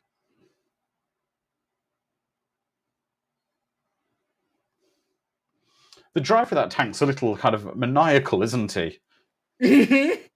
Really likes what he does. That's the kind of guy you want to hire to drive your Nazi tank. Yeah, your Nazi tank driver. Ow. Oh. I also love the fact so many things in the Indy films are basically just dumb luck. Dumb luck. Yeah. Exactly, Lizard Man. He died doing what he loved. Maniacally driving a tank. Yes. For the Nazis. I wish I could die maniacally laughing as well. Just. That's a good shout, Miss Swift. When the watch party's over, you're going to watch some Let's Play of the Indiana Jones games. Yeah. Yeah, especially the Super Nintendo, the Indiana Jones trilogy games. Oh man, I rented that all the time. Oof. Oh, and he's down. That is a great. That was a great bit of stunt work. Tearing up his rear end like no one's business. Yeah. Father of Indy. Give me Also, how many of these stunts were actually done by the actors? Even John Rhys Davies looked to actually be racing up on the horse there himself. Yeah.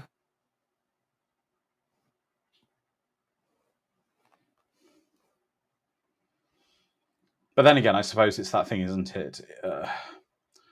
As a child, imagine how incredible it would be to do this playing that they're getting to do of this cool stuff, even with the stunts. Where they got to do some of them. But let's not take anything away from the incredible stunt performers and coordinators for these films. Oh yeah.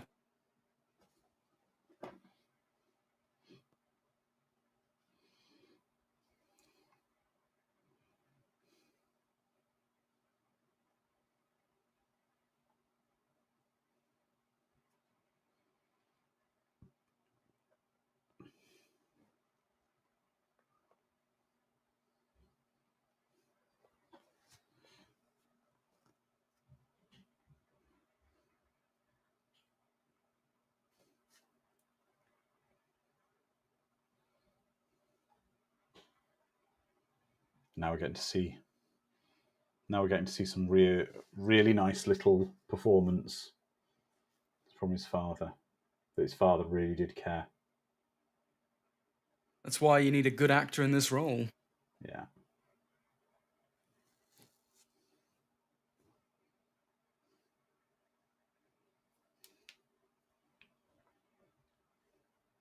And again, really deep scene, but also comedy injected into it. Brilliantly done. Yeah.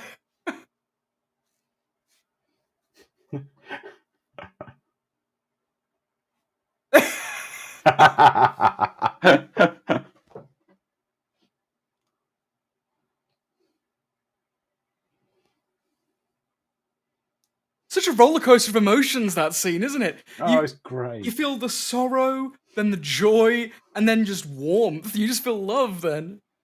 Yeah. That smile on Salah's face is what everyone has watching this. Yeah. Oh, quack shot on the Mega Drive? Hell yeah. Yeah.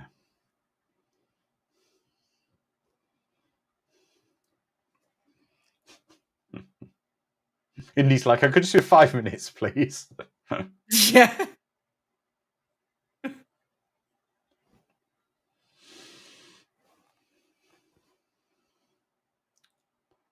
his hat just...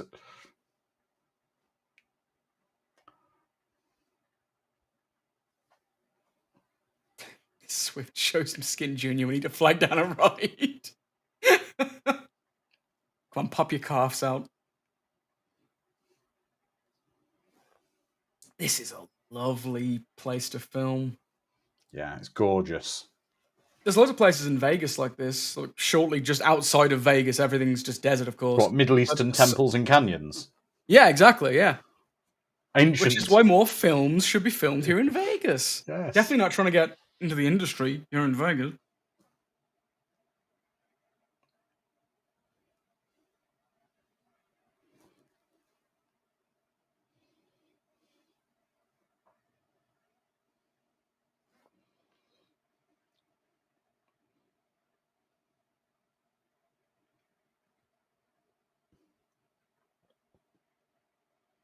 They would melt. Yeah, they would.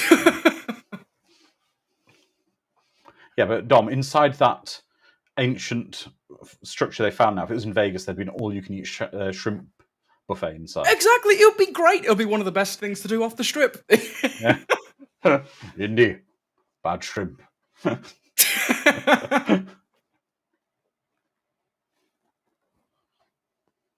again, what an incredible scene, location, the shot, slot machines everywhere. Yeah.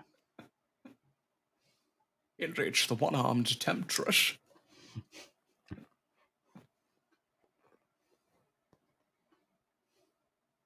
I'm a shocker for the craps table, Indy.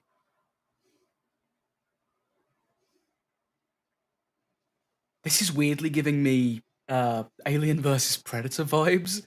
I wanted to like that film so much more than I actually did, purely because it starts off kind of Indiana Jones-esque of like exploring temples. This is almost... Oh, look at this as well. They're just sending people through to test. That's one way of getting through.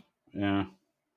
Dr. Robotnik do this in the Sonic the Hedgehog movies. Well, I love this. Is giving me Raiders of the Lost Ark vibes. Yeah. I wonder if it panned back and there's just a pile of heads there. It would have been perfect. Oof. Another volunteer. You're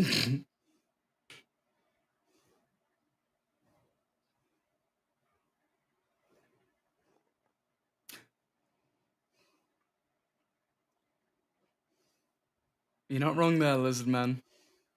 And yeah, Pepchin, Sonic 1 and 2 are really good movies. I was, as a Sonic kid myself, I was very pleasantly surprised with how good they were. And the Mario movie came out and surprised me. I'm just happy we're getting good video game films finally. It's only taken 30 years. Yeah, exactly. Edward, Petra, and Jordan, people go here because of that film. It's incredible.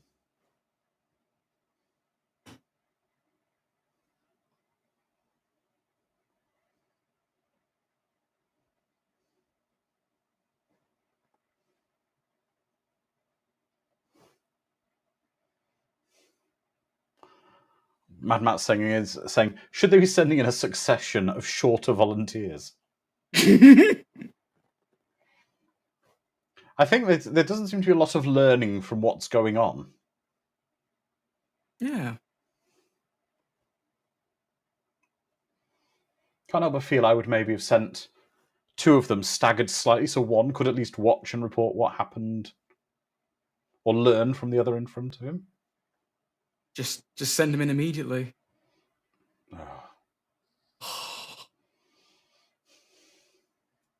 And suddenly the stakes have never been higher.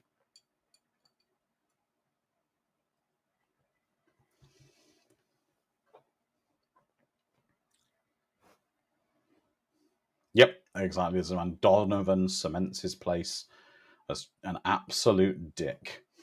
Mm-hmm.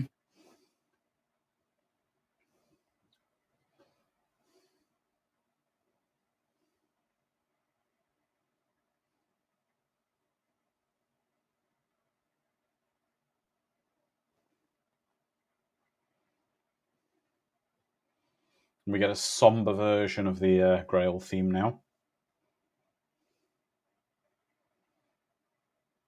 Look, we see. I remember when we were looking at the pages of the Grail diary earlier, we had the two lions by the entrance.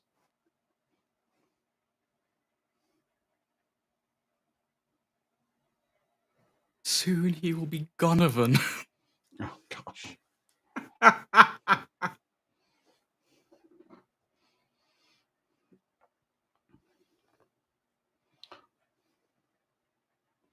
Penitent man, penitent man. Thankfully, I bought this pen in this tent. Penitent man.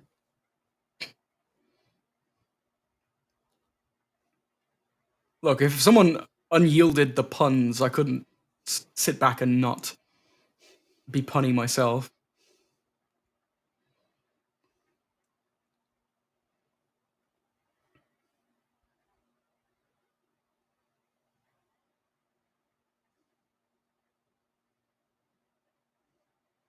Oh, the tension on this is brilliant. It is, yeah. Like everyone's just silent. The chat's gone dead on YouTube and on Discord while everybody's just absorbed.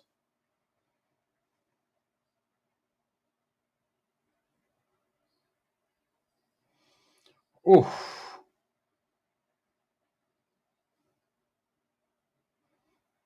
So they had circular saw blades. Yeah, the circular saw blade is one of the oldest inventions to man.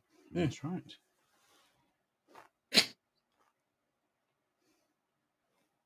Kneel before Zod.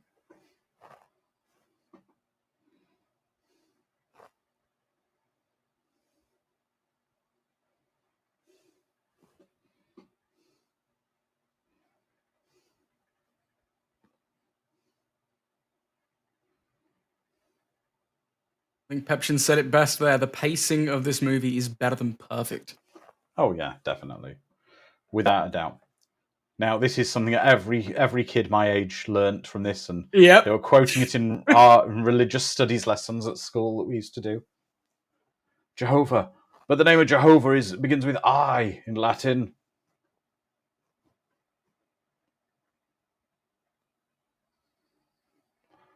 If he looks down there, you'll see the Goonie kids playing the organ. Yeah.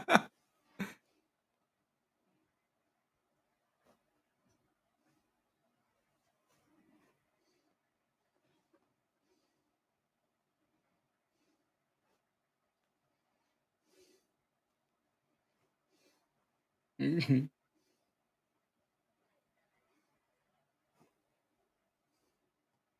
Yep, breakaway floor like in the Goonies.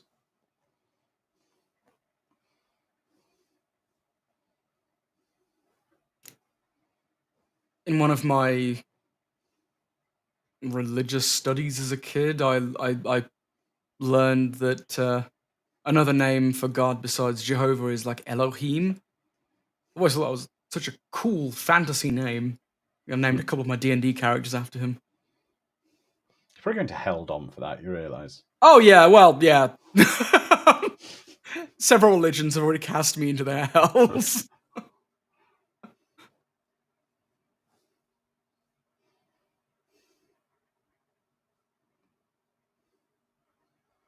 No pressure, Indy.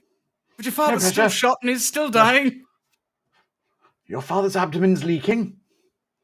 There appears to be a discharge. It's septic. He's gone delirious. This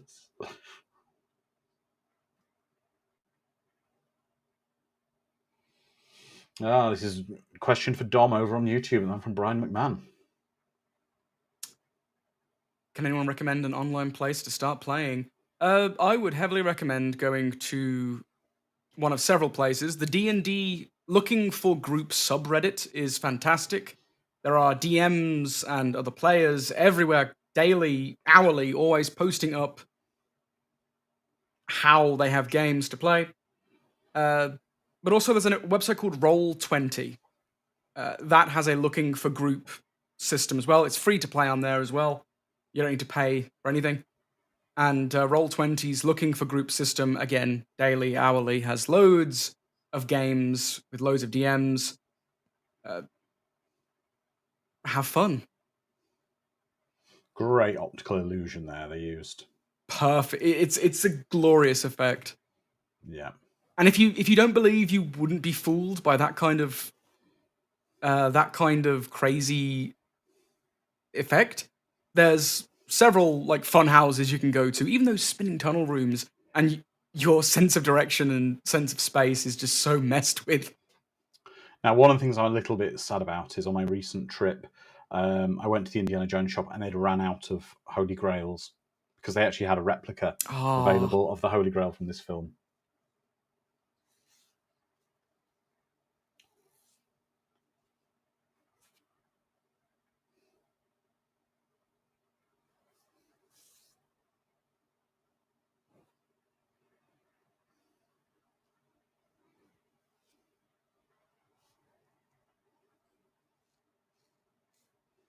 The only food he has been a local Arby's that's for some reason there. I'm so tired of roast beef sandwiches. No, it's Applebee's. Oh, he's had nothing but bony bits of rib for years. I can't do any more appetizers.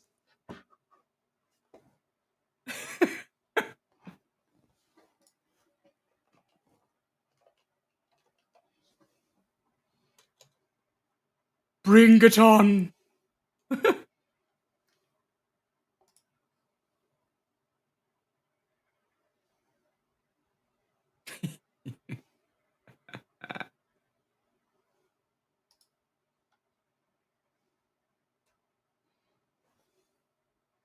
Exactly. End my suffering, God wills it.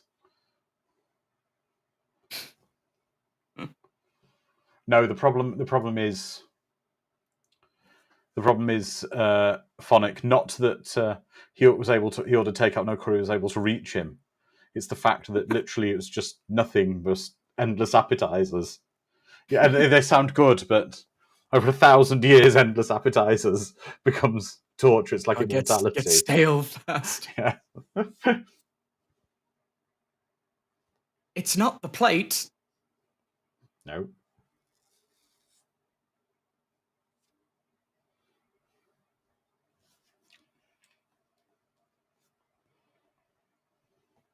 Yeah. Gotta look for the one with Jesus was here on it. Yeah, if it was the plate, yeah.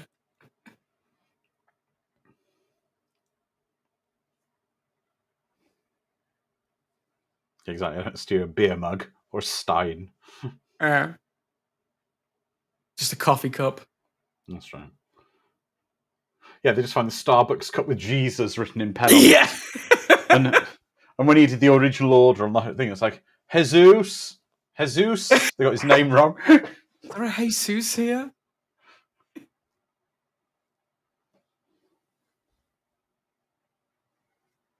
Oh no, Miss Swift, not a lifetime supply of rice-a-roni.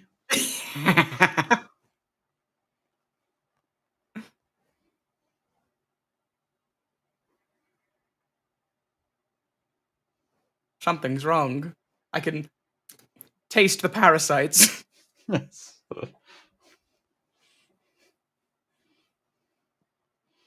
Yep. This is new Pepsi. Oh no, how could you?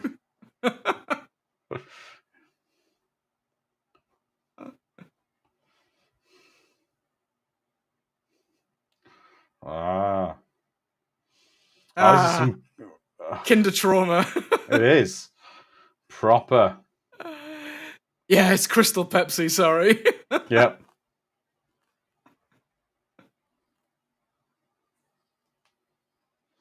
No, exactly, Lizard Man. But you've got to remember, the idea is that Donovan didn't really know most of this stuff himself. He didn't properly know it.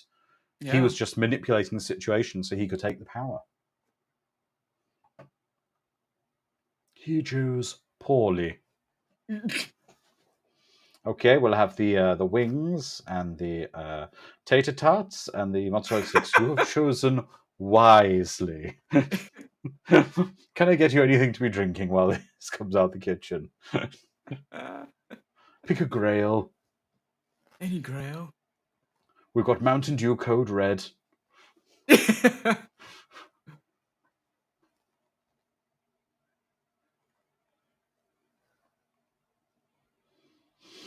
Just checking something. Shouldn't those cuts on Indy's face heal? Yeah. I mean, if it maybe only this is the Grail that only fixes gut shot bullet wounds For your dad. for your dad. Yeah. Oi, Dad, get a swig of this. It's bloody tasty. Bit of Earl Grey for you, lad.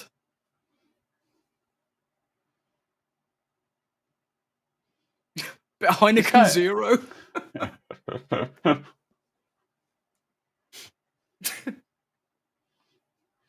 It's Evian. I only drink Fiji. Yeah.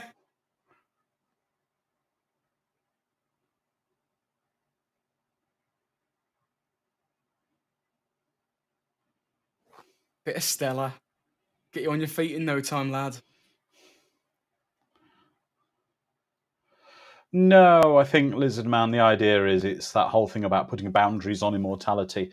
You're saying, this it's kind of like the Holy Grail only has this power in one place on Earth. Does that make the place more special than the cup itself? No, it's because immortality has to... As the knight is immortal from drinking from the cup, but it's also a punishment because he can't... Skedaddle. He can't leave that place. Yeah, exactly. Hell if I know. There's always a price.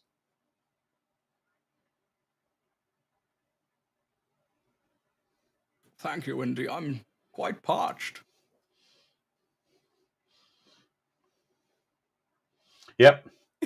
I think I'd be kind of agreeing with the people.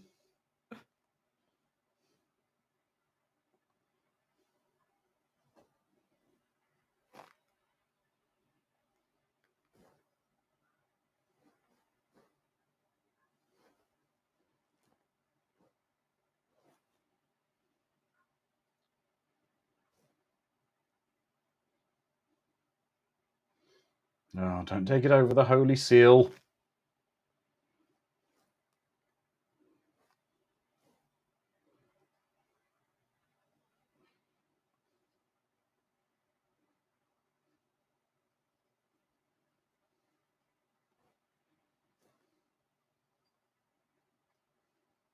Oh, girl. You had one job and you whiffed it. Oh.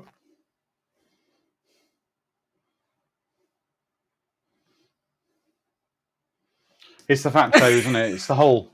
It's the well-established trope that her greed... is what finishes her. Yeah. Exactly, Miss Swift. It's a load-bearing treasure.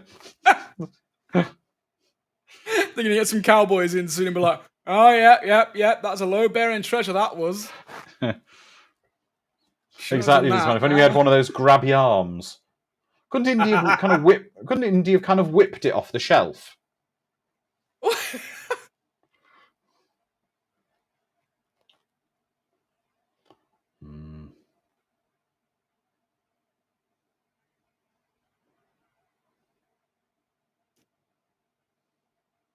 The real Grail was in your heart all along.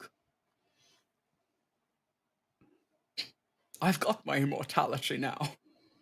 It's fine. He's got something better than immortality. He's got his son. Yeah.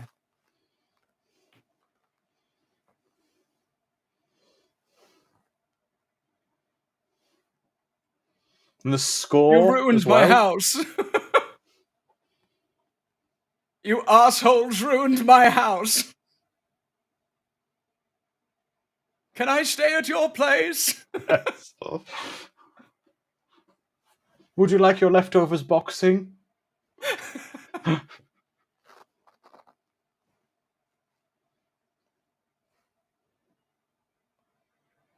He's like, what a strange day. I told them to do one thing, and they fucked it up. Okay, now then. We are coming up to the end of this film, and we're about to see possibly the most perfect ending to any film and possibly trilogy ever.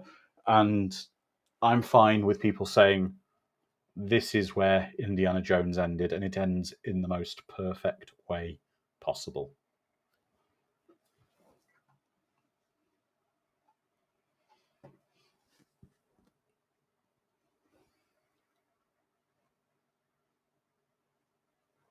He went and founded Illumination Studios and made millions off of the Minions franchise. There we go.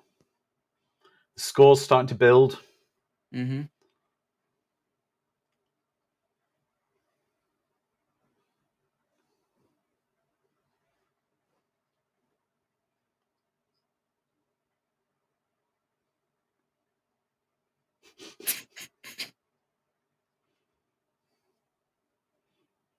And after the dog.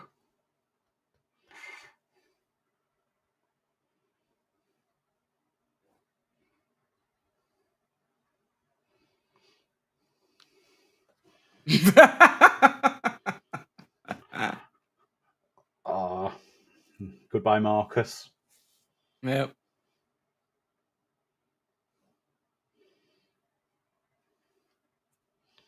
Oh, it's perfect. Just that swell of the music. Yeah, riding his horse to the rescue. I believe they ride off into the sunset as well. They do. There it is.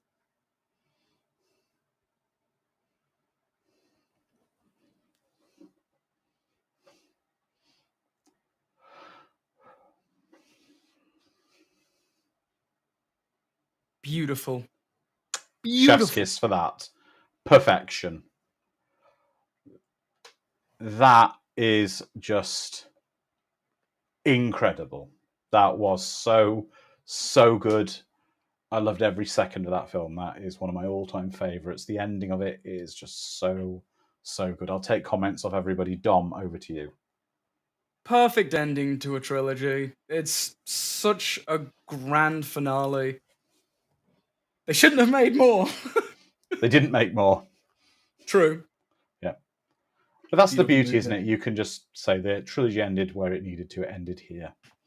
Yeah. But yeah, exactly. So, I mean, the comments from our community are Ms. Swift saying, nice bow to an excellent trilogy. Lee Jen saying, awesome. Then looking at some of the comments from our community, Mr. Fizzle saying perfect ending. Phonic, just like in Spaghetti Westerns, Fraglord, what a way to end a movie series at its peak. Wonderful movie, wonderful trilogy from Phonic. Perfect ending to a wonderful movie by Lizardman. Mr. Fizzle, best indie movie. Brainwire saying such a great movie. Fraglord says, I miss Marion, but it is a perfect film.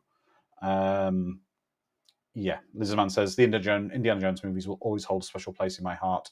This one is very high up there. Even now, just wonderful. Can't say more than that. Jedi Wizard says a classic, perfectly paced, and always a thrill to watch. Eric, perfect movie. Always great watch, no matter how many times you watch it. Calbot's doing a chef's kiss as well. Phonic says everything out here works here. A few of the visual effects may be a little outdated, but generally it's incredible. Fraglord, a perfect movie, not more to say. The adventure game is a perfect companion. Ms. Swift says needs more short round. Loljan says thanks so much, and it was great fun. But Dom, this was incredible. This film, perfect ending, and I've had an amazing time. Yes. So, got some people asking what's next week. Well, because the summer of popcorn this year put my teeth in. Because this year the summer of popcorn has been so popular with you guys, we're extending it by 1 week. We've got an unlisted movie that we've added to the schedule for next week, and we're ending this year's summer of popcorn before we go into a season of 90s horror. So one more blockbuster, and possibly one of the biggest blockbusters of all times. Yes, it maybe isn't completely in our wheelhouse, but it is as well, because we love movies here. And it's a movie from one of the great maestros of cinema. We are going to watch Titanic next week, which I'm actually really looking forward to, because yes, you've got the love story stuff, but as a film, it's incredible. It's got so much good stuff in it as well. Oh, it's It's a great movie. It really is amazing. I've seen that in, I think, 3 separate cinematic instances when it's been re-released time and time again, Yeah. but I deeply enjoy Titanic. But that will be our film next week. And it's going to be a great one because there's a lot to discuss in it, in that film, and a lot to discuss about the lore. So it's going to be it's going to be a lot of fun. No, Titanic isn't because of Connery Phonic, I'm afraid. I don't think he's in it, but we're going to have a great time watching that. But we will be back in 7 days' time. Miss Swift says, and I know our streams will go on. Yes. Oh yeah, sure. Phonic, thank you. Yes, he gave the Oscar for the film. There you go. There we go. But yeah, we'll be back in 7 days' time with Titanic. So everyone, for the next 7 days, please, as always, stay safe, be kind, look after each other. And we're going to have a great time next week. But like I say, be kind, look after yourselves, and we'll see you. So until then, goodbye. Bye-bye.